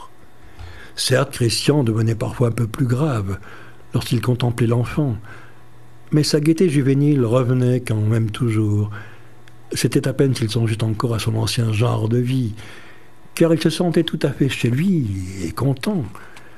Mais au bout de quelques mois, il se mit à songer à ses parents et à la joie que son père surtout éprouverait en apprenant qu'il jouissait d'un bonheur paisible et qu'il vivait avec une femme et un enfant à l'état de jardinier et de paysan. Il était pris d'angoisse à la pensée qu'il avait pu oublier complètement son père et sa mère depuis si longtemps. Sa propre enfant lui rappelait la joie que les enfants sont pour les parents. Et c'est ainsi qu'il finit par prendre la décision de partir en voyage et d'aller revoir son pays natal. Il quitta son épouse à regret, tous lui souhaitèrent bonne chance, et il se mit en route à pied, à la belle saison. Au bout de quelques heures, il sentit combien la séparation le tourmentait. Pour la première fois de sa vie, il éprouvait les douleurs de l'éloignement. Les objets qu'il ne connaissait pas lui semblaient presque sauvages. Il avait l'impression d'être perdu dans une solitude hostile. Il se prit alors à songer que sa jeunesse était passée, qu'il avait trouvé une patrie à laquelle il appartenait, dans laquelle son cœur avait pris racine. Il était presque sur le point de déplorer la légèreté disparue des années d'autrefois, et il était d'humeur fort mélancolique lorsqu'il lui fallut prendre à l'auberge, dans un village, une chambre pour la nuit. Il ne comprenait pas pourquoi elle s'était éloignée de son aimable épouse et de ses nouveaux parents, et ce fut de très mauvaise humeur et en grommelant qu'il se mit en route le matin pour continuer son voyage. Au fur et à mesure qu'il approchait de la montagne, une angoisse augmentait. Déjà les ruines lointaines devenaient visibles, et leurs silhouettes se détachaient de plus en plus distinctement. De nombreux sommets arrondis de montagnes émergeaient de la brume bleuâtre. Sa démarche devenait hésitante. Il s'arrêtait fréquemment et s'étonnait de sa crainte, des frissons qui à chaque pas s'approchaient de lui en essaims plus compacts. « Folie, je te connais bien, s'écria-t-il, et ton appel à la dangereuse séduction, mais je veux te poser une résistance virile. Élisabeth n'est pas un rêve méprisable. Je sais qu'elle pense à moi en ce moment, qu'elle m'attend et compte avec affection les heures de mon absence. Ne vois-je pas déjà devant moi des forêts comme une sombre chevelure? Du ruisseau, ses yeux étincelants ne regardent-ils pas dans ma direction? Est-ce que, venant des montagnes, ses membres imposants ne s'avancent pas vers moi? En disant ces paroles, il voulait se coucher par terre, sous un arbre, pour se reposer, lorsqu'il vit, assis à l'ombre de cet arbre, un vieillard qui examinait une fleur avec la plus grande attention. Tantôt il la levait pour la regarder à contre-jour, tantôt il l'ombrageait de sa main, comptait les pétales, et faisait tout ce qu'il fallait pour se la graver exactement dans la mémoire. Lorsqu'il s'approcha, le personnage lui semblait connu. Et bientôt, il n'en douta plus. Le vieillard à la fleur, c'était son père. Avec l'expression de la joie la plus intense, il se précipita dans ses bras. Le vieillard fut content, mais non surpris de le voir si brusquement. « Est-ce que tu viens déjà au-devant de moi, mon fils ?» dit le vieillard. « Je savais que je te retrouverais bientôt, mais je ne croyais pas que j'aurais cette joie aujourd'hui. » « Mais comment saviez-vous, mon père, que vous me rencontriez ?»« Par cette fleur, dit le vieux jardinier. Toute ma vie, j'ai souhaité de pouvoir la contempler un jour, mais je n'ai jamais eu cette joie, parce qu'elle est très rare et ne pousse que dans les montagnes. Je me suis mis en route pour te chercher, parce que ta mère est morte, et qu'à la maison, la solitude était trop lugubre pour moi et me pesait trop. Je ne savais pas de quel côté me diriger. Enfin, je traversai la montagne. Si triste que le voyage me parut, en même temps, je cherchais la fleur, mais je ne pouvais la découvrir nulle part. Et maintenant, je la trouve ici, tout à fait à l'improviste, à l'endroit où la jolie plaine commence à s'étendre. Voilà pourquoi j'étais certain de te trouver bientôt. Et vois comme cette chère fleur m'a prédit l'avenir. La nature, le rapport vivant à la nature toujours. Ils s'embrassèrent de nouveau et Christian pleura sa mère. Mais le vieillard lui prit la main et dit « Partons, pour perdre de vue bientôt les ombres de la montagne. Mon cœur souffre encore d'avoir été parmi ces formes sauvages et escarpées, ces gorges effroyables, ces torrents qui sanglotent. Rendons-nous dans la plaine bonne et pieuse. Ils rebroussèrent chemin, et Christian retrouva sa gaieté. Il entretint son père de son bonheur nouveau, de son enfant, de sa femme, de son pays. Ses discours l'enivraient lui-même en quelque sorte, et tout en parlant, il sentait vraiment pour la première fois que rien ne manquait plus à son contentement. En se narrant ainsi des choses tristes ou gaies, ils arrivèrent au village. Tout le monde fut heureux que le voyage se fût terminé de bonne heure. Élisabeth surtout. Le vieux père s'installa chez eux et mit une petite fortune dans leur exploitation. Ils formaient le groupe d'êtres humains le plus satisfait et le plus uni. Tout poussait bien dans les champs. Le cheptel s'accroissait. En peu d'années, la maison de Christian devint une des plus considérables du lieu. De plus, il se vit bientôt père de plusieurs enfants. 5 années s'étaient écoulées de la sorte. Lorsqu'un voyageur étranger arriva dans leur village et vint loger dans la maison de Christian, parce que c'était l'habitation la plus considérable. C'était un homme aimable et loquace, qui parlait beaucoup de ses voyages, qui s'amusait avec les enfants et leur faisait des cadeaux, et qui jouit rapidement de la sympathie générale. Il se plaisait tellement dans la région qu'il voulait s'y arrêter quelques jours. Mais les jours devinrent des semaines et finalement des mois. Personne ne s'inquiétait de ce délai, car tout le monde avait déjà pris l'habitude de le considérer comme un membre de la famille. Seulement Christian restait souvent pensif, car il avait l'impression qu'il connaissait déjà le voyageur depuis une époque antérieure, et pourtant il lui était impossible de se rappeler à quelle occasion il aurait bien pu le voir. Au bout de 3 mois, l'inconnu prit enfin congé et dit « Mes chers amis, un destin merveilleux et d'étranges espérances me pousse à pénétrer dans le massif montagneux le plus proche. Une merveilleuse image m'attire, à laquelle je ne peux résister. Je vous quitte maintenant, et je ne sais pas si je reviendrai chez vous. J'ai sur moi une somme d'argent qui sera plus en sécurité entre vos mains qu'entre les miennes, et pour cette raison, je vous demande de la conserver. Si je ne reviens pas d'ici 1 an, conservez-la et acceptez-la comme une marque de reconnaissance pour l'amitié que vous m'avez témoignée. » Ce fut ainsi que l'étranger partit, et Christian conserva l'argent à titre de dépôt. Il le mit soigneusement sous clé, et par un scrupule excessif, il y jetait de temps en temps un coup d'œil, le comptait pour voir si rien n'y manquait, et il en était fort préoccupé. « Cette somme pourrait nous rendre très heureux, » dit-il un jour à son père. « Si par hasard l'étranger ne revenait pas, nous serions définitivement tirés d'affaire, nous et nos enfants. »« Laisse cet or, » dit le vieillard. « Ce n'est pas en lui que réside le bonheur. » Dieu soit loué. Jusqu'ici, rien ne nous a manqué, et bannit complètement ses pensées. Souvent, Christian se levait la nuit pour réveiller les valets qui devaient aller au travail, et pour avoir lui-même l'œil à tout. Le père craignait qu'il ne nuisît à sa jeunesse et à sa santé par un zèle excessif. Aussi se leva-t-il une nuit pour l'exhorter à restreindre son activité excessive. Il fut surpris de le trouver assis à sa table, en train de recompter les pièces d'or avec la plus grande diligence, à la lueur d'une petite lampe. « Mon fils, » dit le vieillard avec douleur, « faut-il que tu en arrives à ce point ?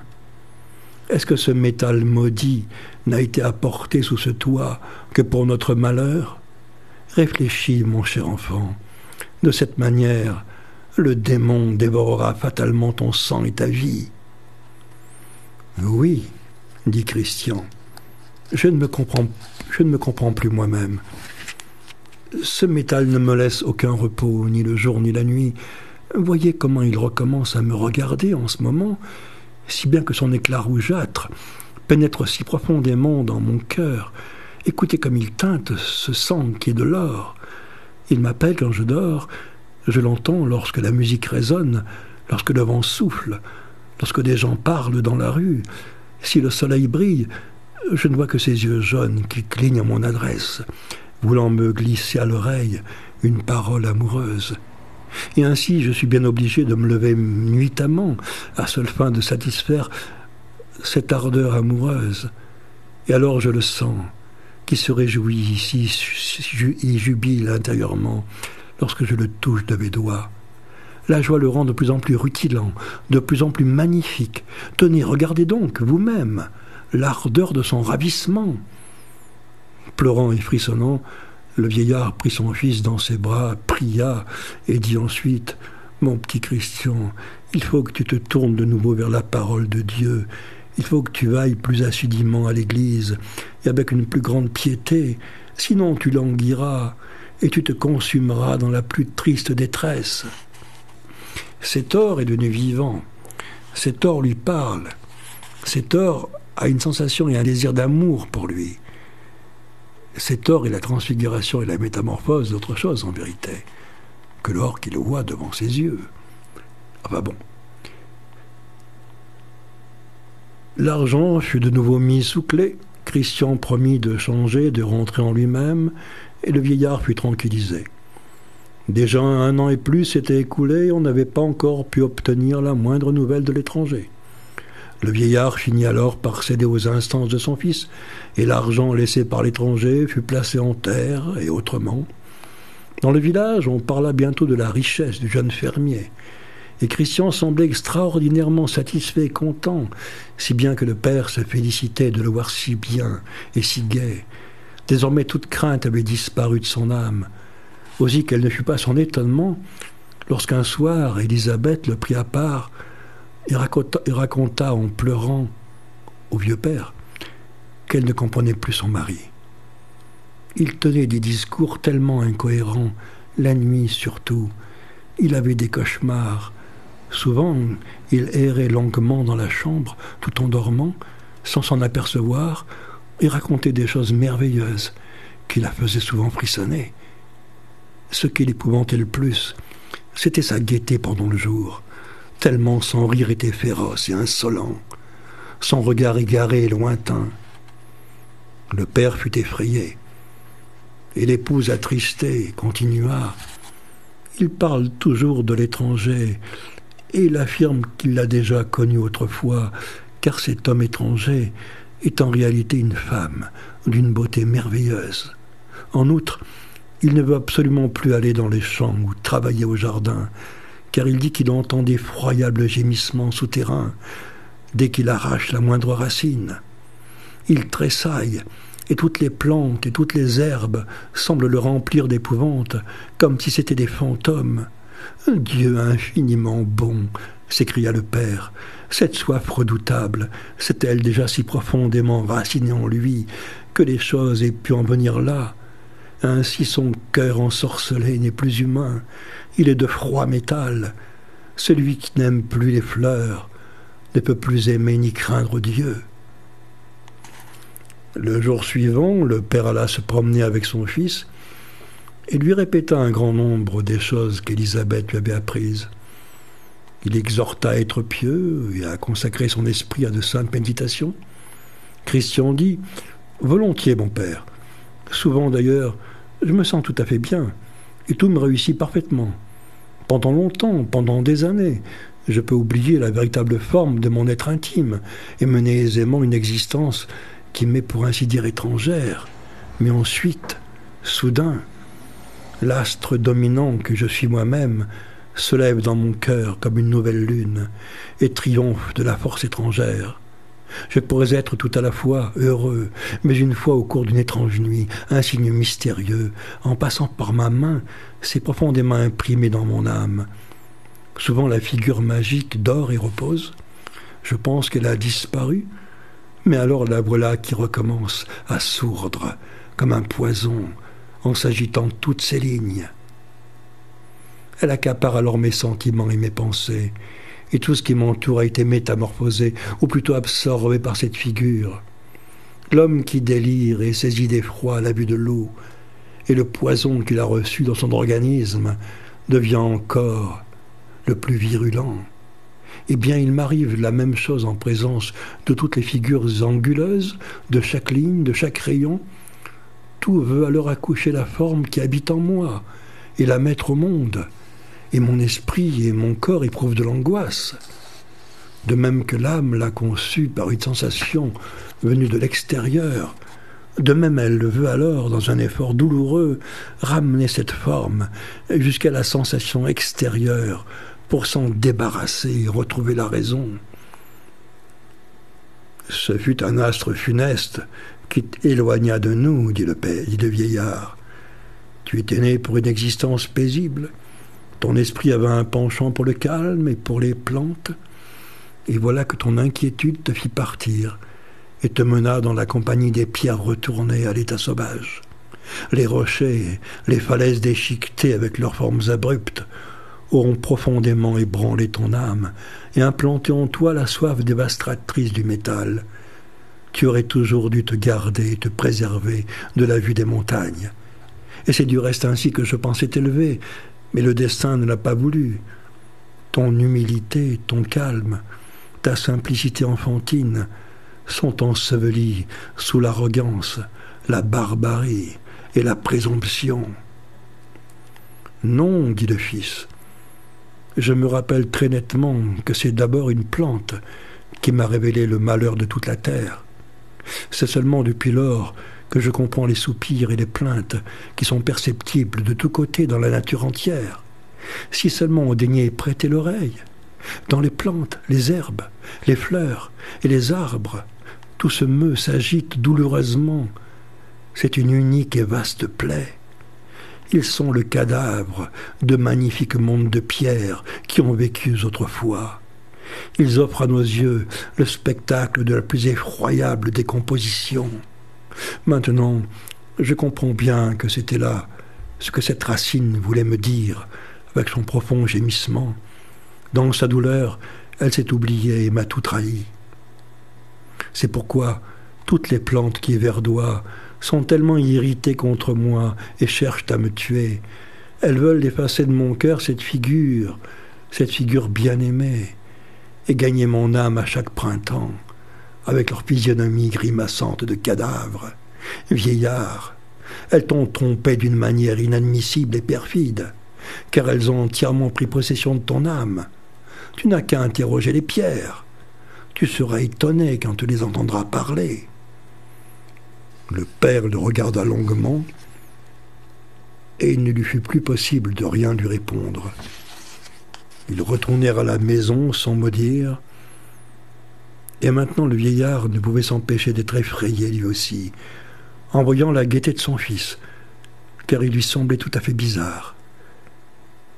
C'était comme si un étranger, un être étranger, l'habitait, et se manifestait avec gaucherie et maladresse par son intermédiaire comme au moyen d'une machine. On allait de nouveau célébrer la fête de la moisson, les fidèles se rendaient à l'église, et Élisabeth, elle aussi, s'habillait avec les enfants pour assister au service divin.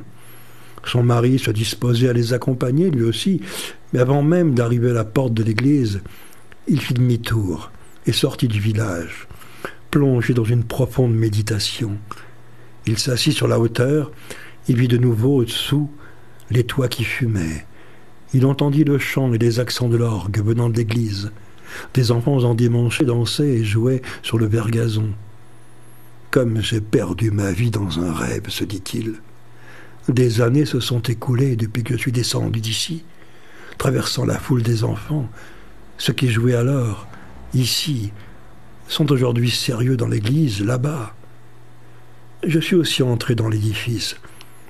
Mais aujourd'hui, Élisabeth n'est plus une petite fille, dans la fleur de l'enfance. Sa jeunesse est passée. Je ne peux plus chercher les regards de ses yeux avec la même nostalgie qu'alors.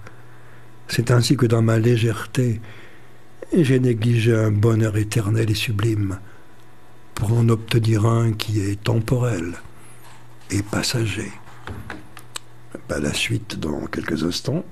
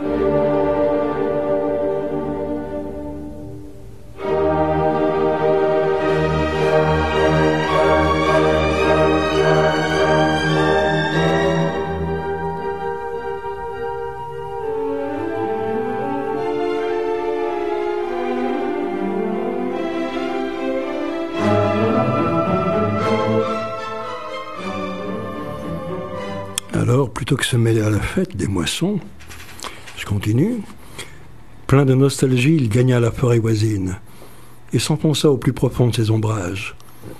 Un silence effroyable l'environnait. Il n'y avait pas le moindre souffle de vent dans les feuilles. Il vit alors dans le lointain un homme qui venait vers lui.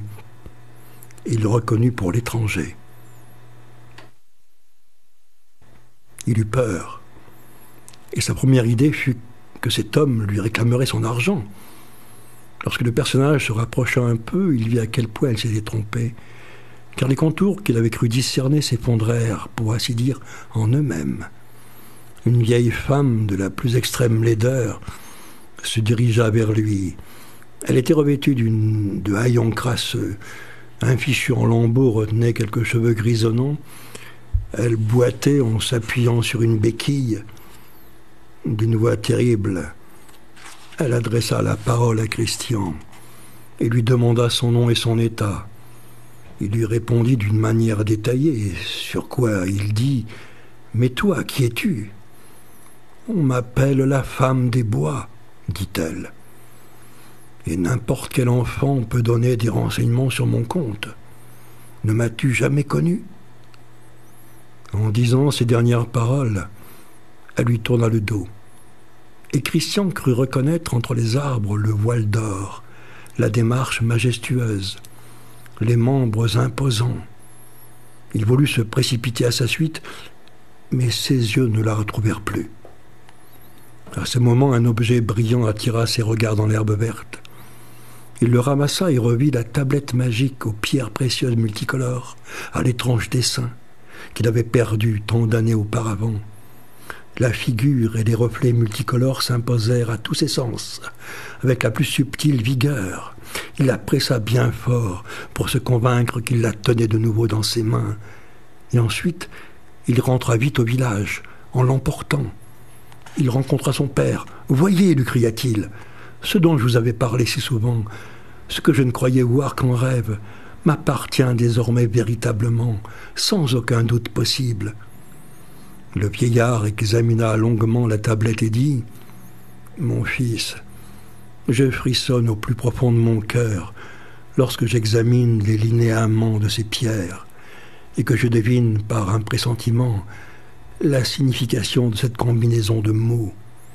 Vois comme leur elles sont gravées de runes, voilà. Vois comme leur scintillement est froid. Vois quel cruel regard elles lancent, altéré de sang, comme l'œil rouge du tigre. » La vision qu'il donne est une vision, bien sûr, judéo-chrétienne, terrifiée, de ce qui est une apparition, une présence liée à l'ancien paganisme, de cette montagne aux runes. À n'en pas douter, a dit le fils, il y a encore des trésors immenses et merveilleux dans les profondeurs de la terre. Heureux qui pourrait en trouver l'emplacement, les mettre au jour et s'en emparer. Heureux celui qui pourrait serrer la terre sur son cœur comme une fiancée bien-aimée, pour que dans son angoisse amoureuse, elle lui accorde volontiers son plus précieux trésor. La femme des bois m'a appelé. Je pars à sa recherche.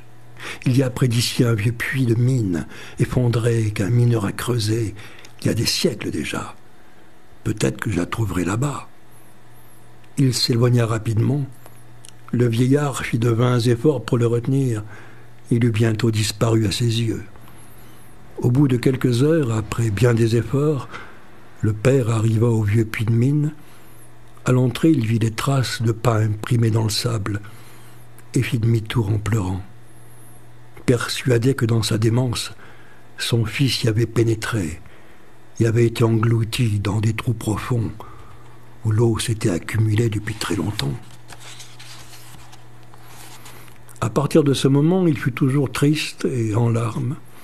Tout le village pleurait le jeune fermier.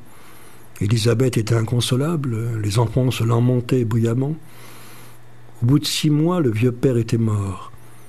Les parents d'Élisabeth le suivirent bientôt, et elle fut obligée de faire marcher toute seule l'important domaine. Le fardeau de ses nombreuses occupations lui fit quelque peu oublier son chagrin, et l'éducation des enfants, l'exploitation de la propriété ne lui laissait pas de temps pour les soucis et l'affliction.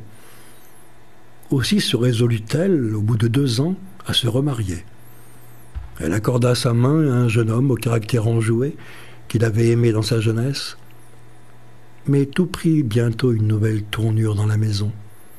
Le bétail creva, valets et serviteurs manquèrent à leurs devoirs, des granges pleines de grains furent consumées par le feu, des gens de la ville, chez lesquels on avait placé diverses sommes d'argent, s'enfuirent avec l'argent. Bientôt le fermier se vit obligé de vendre quelques champs, quelques prairies, mais une mauvaise récolte et une année de disette ne firent que le mettre dans un nouvel embarras. On eût vraiment dit que l'argent acquis d'une manière si merveilleuse cherchait à s'enfuir rapidement par tous les chemins. Pendant ce temps, le nombre des enfants augmentait, et dans leur désespoir, Élisabeth, aussi bien que son mari, devinrent négligents et peu soigneux. Il chercha à se distraire et but souvent du vin à fort degré, qu'il rendait maussade et irritable, son nouveau mari donc. Si bien que fréquemment, Élisabeth pleurait à chaudes larmes sur sa misère. Au fur et à mesure que la chance les quittait, les amis du village s'éloignèrent également d'eux, si bien qu'au bout de quelques années, ils se virent complètement abandonnés et n'arrivaient qu'à peine à vivre au jour le jour. Il ne leur était resté que quelques moutons et une vache, qu'Élisabeth gardait souvent elle-même avec ses enfants. Et ainsi, elle était assise un jour dans la prairie avec son ouvrage, et Léonore à côté d'elle, et elle donnait à téter à un nourrisson, lorsqu'elles virent de loin monter dans leur direction un personnage extraordinaire. C'était un homme qui portait une veste toute déchirée et qui était pieds nus. Son visage d'un brun noirâtre, brûlé par le soleil, était rendu encore plus laid par une longue barbe broussailleuse. Il ne portait pas de couvre-chef, mais il avait tressé dans sa chevelure une guirlande de feuilles vertes qui le rendait encore plus étrange et plus incompréhensible son aspect sauvage. Dans un sac bien ficelé, il portait un lourd fardeau sur l'échine. En marchant, il s'appuyait sur un jeune pin. Lorsqu'il fut arrivé plus près, il déposa sa charge et reprit péniblement haleine. Il souhaita le bonjour à la femme, que son aspect remplissait d'effroi. La petite fille se serra contre sa mère. Lorsqu'il se fut un peu reposé, il dit « J'arrive maintenant d'un voyage très pénible. Je sors des montagnes les plus rudes qu'il y ait sur terre. Mais en revanche, j'ai enfin rapporté les trésors les plus précieux que l'imagination puisse représenter ou le cœur désirer. Regardez et soyez pleine d'étonnement. » Sur quoi il ouvrit son sac et le vida au sol. Il était plein de cailloux, parmi lesquels se trouvaient de gros morceaux de quartz avec d'autres pierres. Le seul ennui, continua-t-il, c'est que ces joyaux ne sont pas encore polis et taillés. C'est pourquoi ils ne brillent pas, ne scintillent pas encore. Le feu extérieur, avec son éclat, est encore enfoui trop profondément dans leur cœur. Mais il n'y a qu'à l'en faire sortir à force de coups, enfin qu'ils aient peur, afin qu'ils ne leur servent plus à se dissimuler.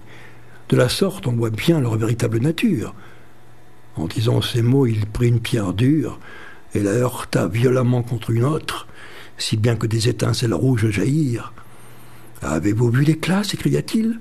« Voilà comment ils ne sont que feu et lumière. Ils éclairent les ténèbres avec leur rire, mais ils ne le font pas volontairement encore. » Là-dessus, il rentra soigneusement le tout dans son sac, qu'il ficela solidement. « Tu es Élisabeth. » La femme prit peur. « Mais comment connais-tu mon nom ?» demanda-t-elle, tremblante et pressentant la vérité. « Ah, mon Dieu !» dit le malheureux. « Je suis Christian, qui arriva chez vous alors qu'il était chasseur. Ne me reconnais-tu donc plus ?» Dans son effroi et sa très profonde compassion, elle ne savait que dire. Il se jeta à son cou et l'embrassa. Élisabeth s'écria « Oh mon Dieu, voilà mon mari qui arrive. »« Sois tranquille, dit-il. Pour toi, c'est tout comme si j'étais mort. Là-bas dans la forêt, Ma belle m'attend déjà, la femme surhumaine parée du voile d'or. Voici mon enfant préféré, Éléonore. Viens, mon cher cœur aimé, donne-moi un baiser, toi aussi, un seul baiser, pour qu'une fois encore, je sente de nouveau ta bouche sur mes lèvres, et ensuite, je vous quitterai. Éléonore pleurait, elle se serrait contre sa mère, avec des sanglots et des larmes. Elle lui fit faire en la poussant la moitié du chemin qui la séparait du voyageur. Ce dernier lui en fit faire l'autre moitié en l'attirant à lui. Il la prit dans ses bras, la serra sur son cœur. Puis il partit sans mot dire, et elles le virent parler dans le bois avec l'horrible femme des bois. « Qu'avez-vous » demanda le mari, lorsqu'il trouva la mère et la fille pâles et tout en larmes, le deuxième mari donc. Aucune d'elles ne voulut lui donner une réponse. Mais depuis, on ne revit plus le malheureux. Alors bien sûr, la fin du conte, bien sûr, le malheureux, il repart retrouver cette entité de l'ancien paganisme. Ça aurait pu être, c'est pas le malheureux, c'est une version héroïque de la quête, avec la désespérance aussi. Mais il y a ce judéo-christianisme qui est présent et qui lutte dans le texte en même temps, l'imprégnation forte de deux courants antagonistes. Un courant monothéiste qui diabolise les anciennes divinités, on l'a vu. Lui, c'est le malheureux, l'autre, c'est une harpie. Oui, il y a ces mutations, cette femme incroyable, gardienne du Graal peut-être, gardienne des runes, se transforme aussi en vieille femme. C'est l'échange-forme de la vieille magie. On voit que dans ce conte, Ludwig Tieck, parmi tous ces contes fantastiques, il n'y a pas qu'un seul conte évidemment, parmi tous ces contes, ce conte par exemple, il renoue avec l'ancestralité de la terre, de cette terre dans laquelle il vit, où il est né. Au-delà, par-delà, le conditionnement par la vision, on l'a vu dans son quotidien, qu'il lui communiquait des hallucinations, des visions, une manière de se comporter un peu bizarre pour ses amis, comme Nerval quelque part. En même temps, cette recherche, cette communion avec la nature qui parle et qui souffre en même temps, parce qu'elle est... Lorsque l'homme arrache les plantes, coupe les arbres, etc., on le voit un peu dans ce conte. La nature hurle et souffle, il parle, quand il parle de la nature, qu'il décrit, d'une plaie béante qui est ouverte par l'homme. La nature donc violente comme entre l'homme, en harmonie aussi avec celui qui est à l'écoute, lui, avec ses mystères et sa magie. Cette montagne aux runes, la rencontre, le passage d'une autre dimension, comme ce petit mur de pierre que le Grand Moln franchit. Dans le Grand Moln, il découvre le domaine perdu, ou le domaine d'Arnheim, dans un conte d'Edgar Poe, d'autre côté.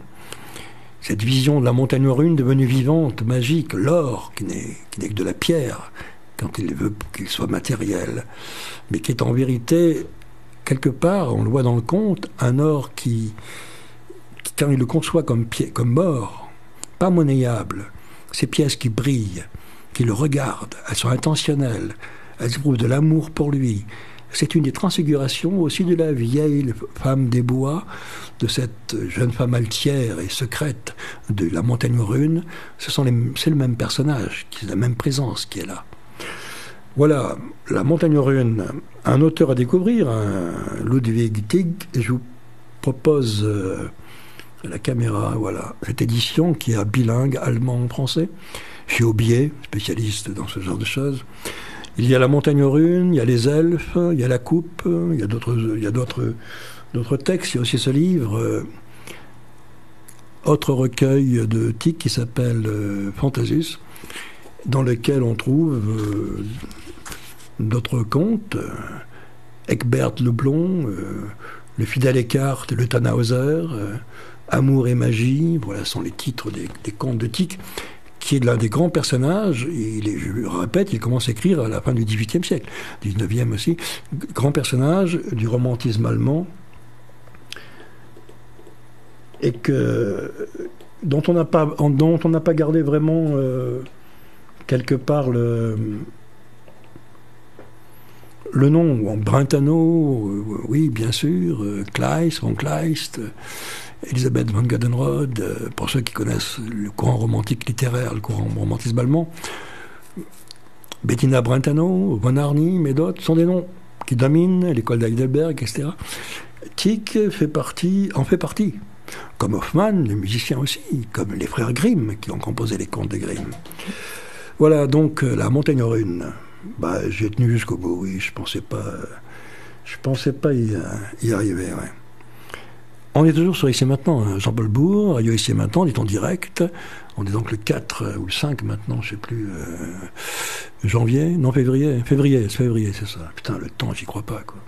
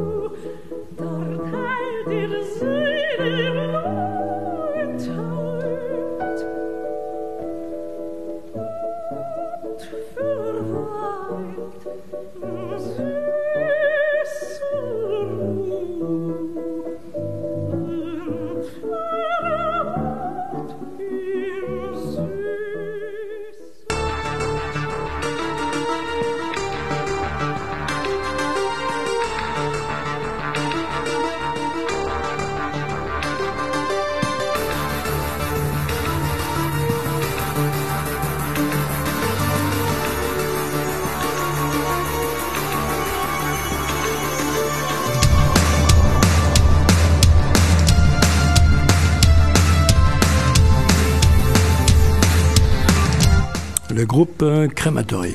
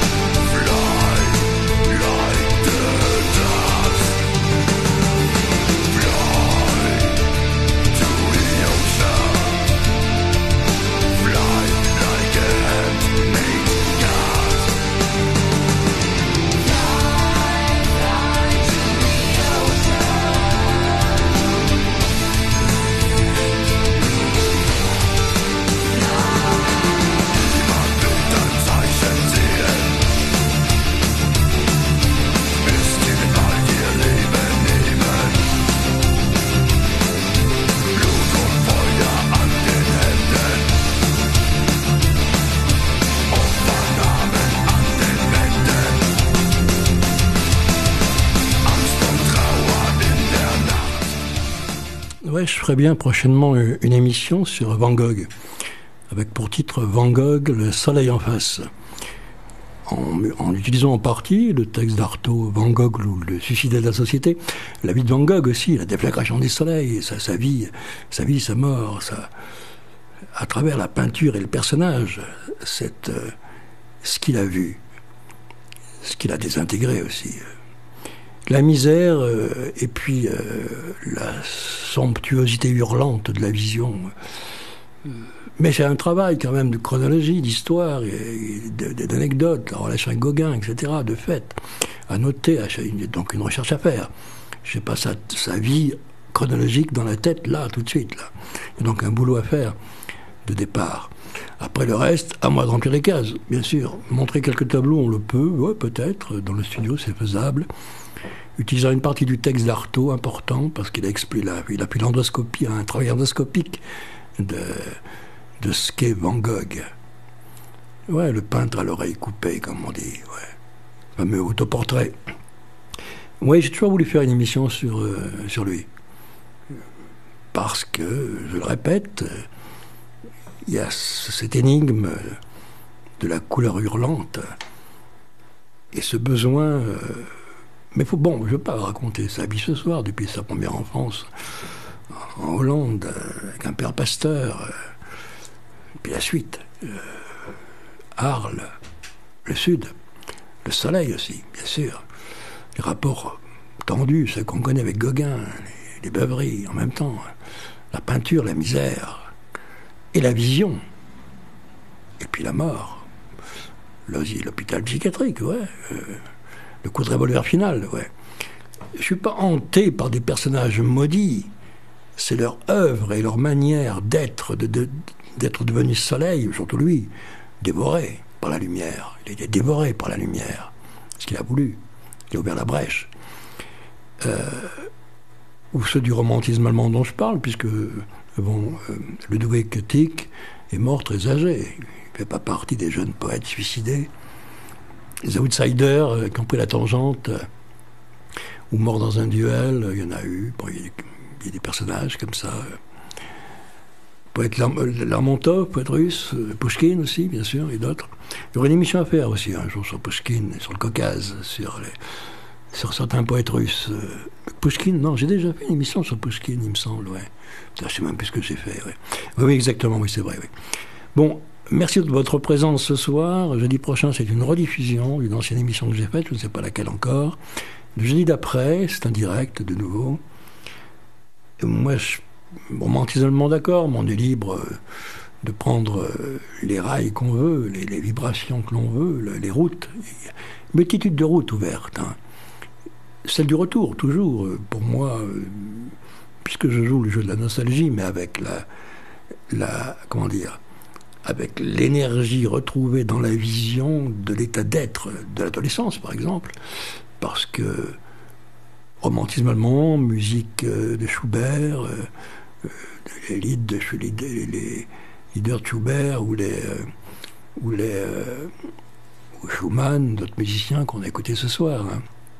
Je ne parle pas du groupe Crematory, ça c'était la version bardée de métal, forêt sombre, hein, grandes ailes noires, à la recherche peut-être d'un Graal, ouais, d'une lumière lointaine, d'un cristal, au-delà du cristal, d'une perception d'un point ultime où tout converge, où tout se retrouve, où tout est là.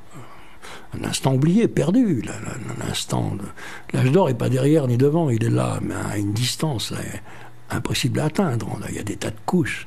On a éboulé les souterrains, on a dynamité les ponts, comme des cons qu'on a fait que ça. On a fait que ça, en quelque sorte, détruire derrière nous, fermer les routes. Pour aller de l'avant, hein, comme des winners, des combattants, au sens social, économico-merdique, sans légende, petits hommes, quoi. Ouais, bon, tout ça pour revenir un instant, comme ça, quand moi j'avais 16 ans, 17 ans, 15 ans, époque rock'n'roll, je veux dire, dans le moment où la pensée et l'action ont coïncidé d'un seul coup, où toute l'aventure qui était dans les livres que je lisais a pu se faire aussi dans la rue, dans une quête qui était celle assez proche, je le répète, des westerns américains, et non pas du viandage. Il y avait un code d'honneur quelque part. Le jukebox qu'on trouve plus, qui trône au fond du salon, du bar, du salon, pas du salon, ça c'était pour les... Ça sera plus tard pour ceux qui vont l'acheter aux puces, pour les bobos. Non, dans le vieux troquet où tu vas te saouler la tronche, tous les rocks sont là de cette époque, 60, 62, 63. Tout ça pour vous balancer un truc que je passe rarement à la radio. C'est un chanteur français, chanteur de toute cette génération rock'n'roll des années 60 en France, Lucky Blondeau, on s'en rappelle, Lucky Blondeau. Un morceau qui s'appelait L'autre nuit, sur le jukebox, pas mal de fois je l'avais mis. Il y avait quelque chose derrière, à l'intérieur, qui m'emportait, de lancinant et de rapide en même temps. Tel que je le ressentais adolescent. Je me replonge dans l'émotion d'avant pour ressentir comment. Ouais, voilà, devant ce jukebox. Il suffisait de mettre une pièce. On était au début des années rock. Ça, c'était le côté français. Ouais. Lucky Blondeau. L'autre nuit, quand j'y pense, sonnait bien la fin de ma chance. Tu m'as dit, nous deux, c'est fini. Tu n'avais pas menti. L'autre nuit me pourchasse, tout comme le mal, il se place. L'autre nuit, partout me suit. Tu n'avais pas menti. L'ennui depuis s'accroche à moi. Il joue avec mon cœur. J'ai beau chercher, et rien ne pourra. Je reste avec ma douleur. Rien ne pourra. L'autre nuit, ton sourire m'a fait comprendre le pire. S'il est vrai que ton cœur veut l'oublier, alors tu n'avais pas menti. L'ennui depuis S'attache à moi, il joue avec mon cœur. J'ai beau chercher, mais rien n'y pourra. Je reste avec ma douleur. L'autre nuit, car mes peines qui chaque instant me reviennent, le souvenir restera dans ma vie. Oh, de toi et puis de cette nuit.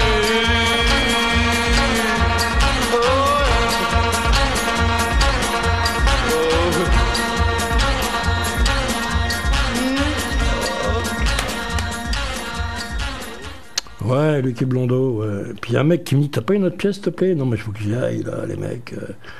Lucky Blondeau, d'accord, allez, 2 secondes. Et puis je lui dis bonsoir, entre autres. Bonsoir et à dans 15 jours. Doux cri de mes nuits, doux cri de ma vie, ma voix te supplie. Cri de mon cœur, ne m'entends-tu pas? La nuit, le jour, mon cri de cœur, entends-tu ma voix? Mon cri d'amour, mon cri d'émoi quand tu veux souffrir, mon cœur qui geint, mon cri de joie quand tu le chavires, tout près de toi je suis bien. Doux cri de ma vie, doux cri de mes nuits, doux cri de ma vie. Et après moi, vous retrouverez une émission d'Yvan sur la déchéance de la nationalité. Et puis une émission de Mathias sur la dégressivité, les allocations, chômage, etc. Avec intervention des auditeurs, bien sûr. Donc vous êtes toujours, et vous ne quittez pas, ici et maintenant. Si je me trompais, adieu l'amour, adieu la joie, car je t'aimerai jusqu'à la fin de mes jours. Doux cri de ma vie, doux cri de mes nuits, doux cri de ma vie.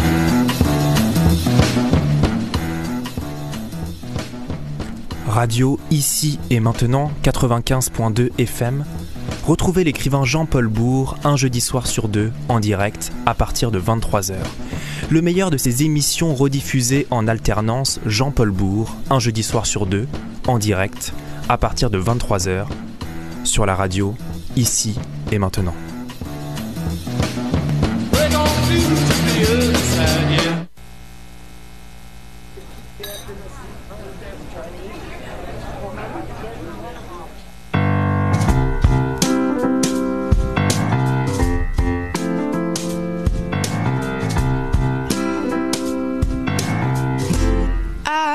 Watched my room turn blue.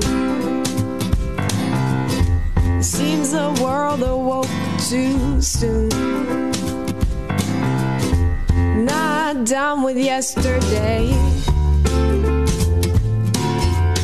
For a change I made it stay. Bonjour à toutes et à tous. Vous êtes à l'écoute de Radio Ici et Maintenant 95.2.